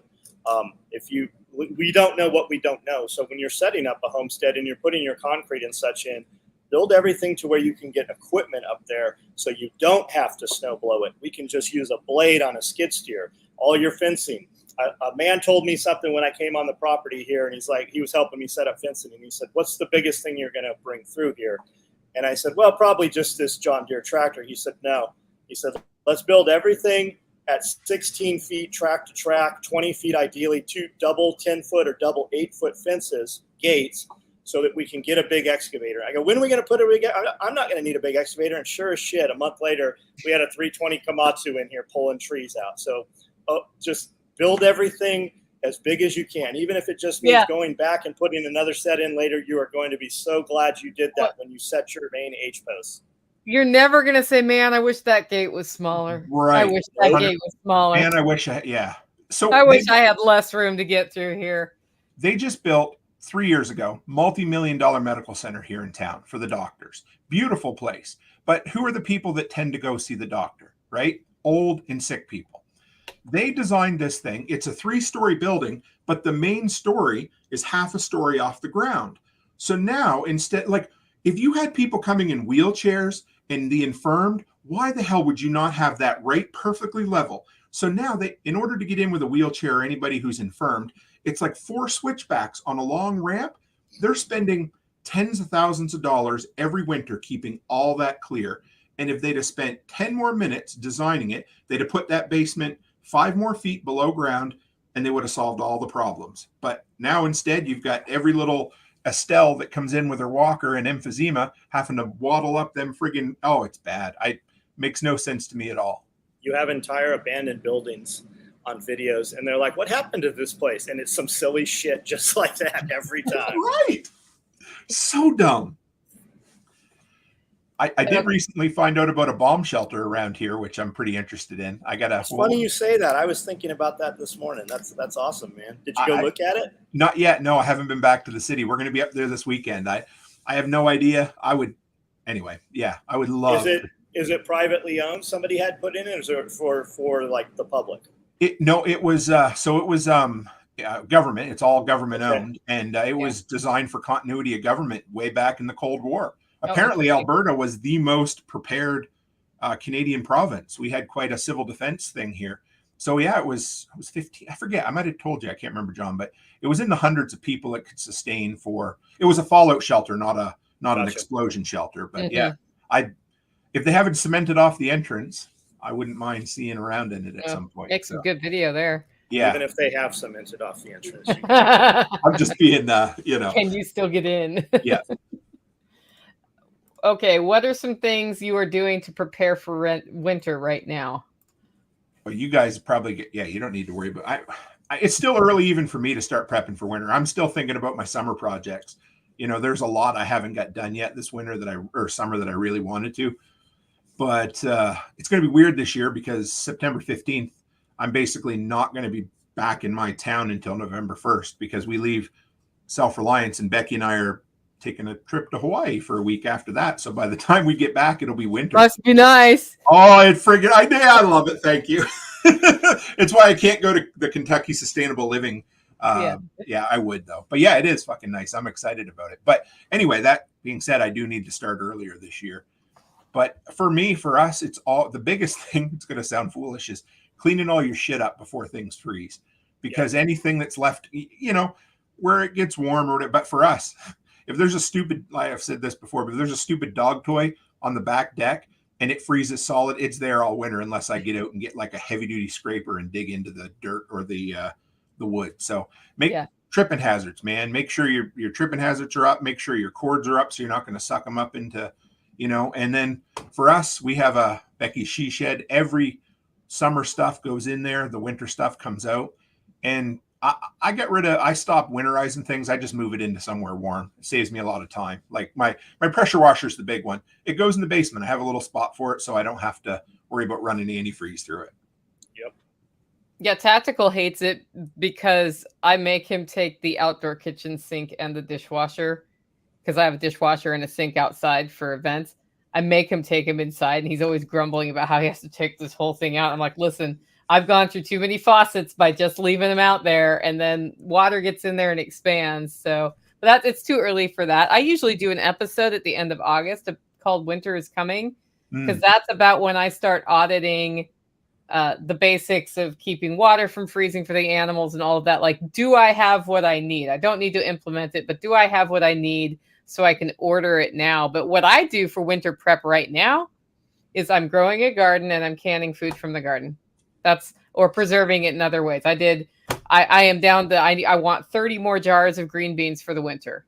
So I'm about halfway there right now. And that's pretty much it. It's all about food storage, because when you're tapping into your homestead for food and you're using that, winter is the season to use it up, and right now is the season to store it. I put natural gas heating in my garage last winter and insulated it as well. Best money I've ever spent. That gives me an outdoor working space that is heated, because for many years I would go out there with, there's nothing worse than trying to fix gear in an unheated space. It's just miserable. So yeah, that was my winter prep that's paid off and will pay off for decades. Yeah. If the natural gas went off unexpected, totally unprepared, what would it take you to swap that so that you could run propane through the same heaters? That one in the garage, 20 minutes. I saved the orifices. They're in a Ziploc bag. Cool. And I even have the tool for doing it. I've done it twice now, so it's easy. The first time took me like 3 hours to figure it out. That's the way that goes. Yeah, but I could. Maybe 45 minutes because I've got like piped open stuff on the fittings, but yeah, it could easily be done. Cool. I have other backups too, like, right. Propane little buddy heaters for in the house, because, like we said, minus 30, minus 40, if something happened to the natural gas, that's a life and death situation pretty quick. So Mr. Heater, who makes the Buddy Heater, makes those no vent hang on the walls. Yep. And they're a couple $100, man, and they will cook you out. And they literally just hang up. They also have they come with legs, but you can just hang them on cleats on the wall and just run your line right to them. And you can get them propane or nat gas. And man, those things are great. We have them in the other building. Those are great. I don't have any here. I should totally add those at some point. But we were at an antique mall in Milan on Sunday, and there was this white porcelain box that had 2 stove eyes on the top, the kind you just put the handle in and you move them. And I'm like, what is that? And you loaded it. It was a wood-burning cook stove, and you load it from the top. You take the eye out, load it with wood, and it had a little thing you wipe from side to side that knocks the ashes down, and then it has an ash box on the bottom. And I thought, man, I want that thing. It's $200. And then I went to move it, and I'm like, yeah, I don't want it that bad. So we didn't get it. It's made of cast iron. Pretty neat, though. I'd not seen one that compact. Daisy and Ed's Alaskan Adventures was asking if it's been hot here in Canada. Not really. We've had a couple of days. I mean, 2 years, there's times that it'll get up into the 40 Celsius, which is like 110 Fahrenheit. And we've barely been above 30 this year. So, 90s. And it does get really hot up here, but we've never, in my 10 years here, we've never had a summer with this much smoke. There hasn't been a week goes by that we don't have 2 or 3 days of wildfire smoke, and it's back again today. You get 1 or 2 days of reprieve, and then it's back. And it's just been here. I haven't even kept up on all where the fires are, but yeah, we've had more this summer than probably the last 4 combined. Ours are hit and miss. We'll go a week and not have any smoke down here, and then you'll just go outside and you'll just see smoke everywhere, and you'll drive 100 miles and still see smoke. So it's Canada fire smoke coming down here. That being said, I think your smoke has led to one of my best gardening years I've had in a while. Nice. Which is not what's supposed to happen, but we have not had the same intense sun damage that I usually get in late July. And I managed to get my shade cloth out finally. So that's the huge one, the shade cloth. Yeah, but I just did it like I was given grace by smoke, I think. Yeah. Go ahead, John. We don't even have to build you don't have to frame it out or anything. Just pop in some 4x4 poles and then just run your shade cloth through the grommets with double bolted snaps, like dog leash hardware, and just snap them up, put eye bolts in, and then just drape them. They don't even have to be taut. They can just look like sails and such. Mm-hmm. And where you put that 20 by 20 piece of shade cloth, you'll get 100 feet of shade on the opposite side of it. Man, it's just a game changer. We actually have a company coming to do that at the daycare because the outside area gets so stinking hot and there's very little shade. They're going to put up four uprights, and they're going to put an all-weather tarp that stays up for like 9 months of the year that is windproof. I know nothing's proof, but designed to hold up to it, and it'll give the kids quite a bit of shade. Yep. Just make sure, and make sure you pop them down before you get ice and snow, because we got so much snow load on that shade cloth that it bent those 4x4s like 90 degrees. I can't believe they didn't snap. I built my own version of the Taj Mahaler last year, and it was great. But the one thing I made sure I did was I got out with the roof rake and cleaned the snow off a couple of times in the winter because it was starting to collect. There was about 12 inches. And I said, I know it's sturdy, but I don't want to ruin it for the sake of heavy snow. So 20 minutes, and you put metal roof with a decent slope on it. You get at the top, you give it a pull, and it just step out of the way and you make sure it doesn't hit you. Yeah, don't pull it on yourself. Because my roofs do this, when I get snow melt, I get the double load. Yeah. Yep. That's why we built the rabbit barn set with such an extreme pitch to it, so that it wouldn't accumulate any snow. Yep. Somebody says their plants are behind during the hazy sky. Well, guys, we are rounding the corner of 2 hours. So it's probably time to we're well past go back to the world domination social marketing like we're all experts at. But anyway, let's go once around the horn. And Tim, I cannot wait to see you in person in October. I'm excited. I'm hoping we get a little time to actually talk this time. We will. We will make sure we do. Absolutely. Yeah. And I want to sit down with you, John, and interview you for half an hour if you can make a half hour's worth of time for me at some point. So yeah, it's going to take 2 hours. I know it will. I'm just being polite, but yeah. Thank you. Yep, for sure. Cool. But yeah, all right, Tim, what do you got to say? Toolman Tim everywhere. You can find me. People type in Toolman Tim, and now I show up on YouTube instead of that Tim the Toolman Taylor. It's pretty cool. I get people who say, "Oh yeah, I've seen that dude now," and it's like, that's pretty cool. But yeah, you can find me in all the places wherever you happen to go. That's where my brand is. So what do I got right now? If you go to my Shopify site, I got the very last set of silver, or the patch of the month. $10 a month, $100 a year. We had 25% growth last month, which was crazy. It's not a lot, but that's a good percentage. I'm very happy with it, and people love it. I don't have the patch with me. The last patch was 0 to 5 stars. Government would not recommend. So all right, John, what do you got? SOE Tactical Gear everywhere. I do a live video every night at 9 o'clock. Jump on there. In the very beginning of the video, we show all the gear that we made each day. And then if you want to talk, then just stay on there. And we'll discuss whatever you want to discuss. I've got over 4,000 videos on YouTube. So check us out there. Awesome, guys. I'm Nicole Sauce from the Living Free in Tennessee podcast. You can find all my stuff at livingfreeintennessee.com. As well as, I would like to remind you, if you have not gotten your Self-Reliance Festival ticket yet, prices are going up in about a week. So jump on over to selfreliancefestival.com and get your tickets while you can. It's an event you don't want to miss. Like, if you're wondering, should I make time for it? Make time for it. It is worth every moment that you spend there. And it's inexpensive. It's not expensive for what you get. It's awesome. Yeah. Awesome. See you guys later.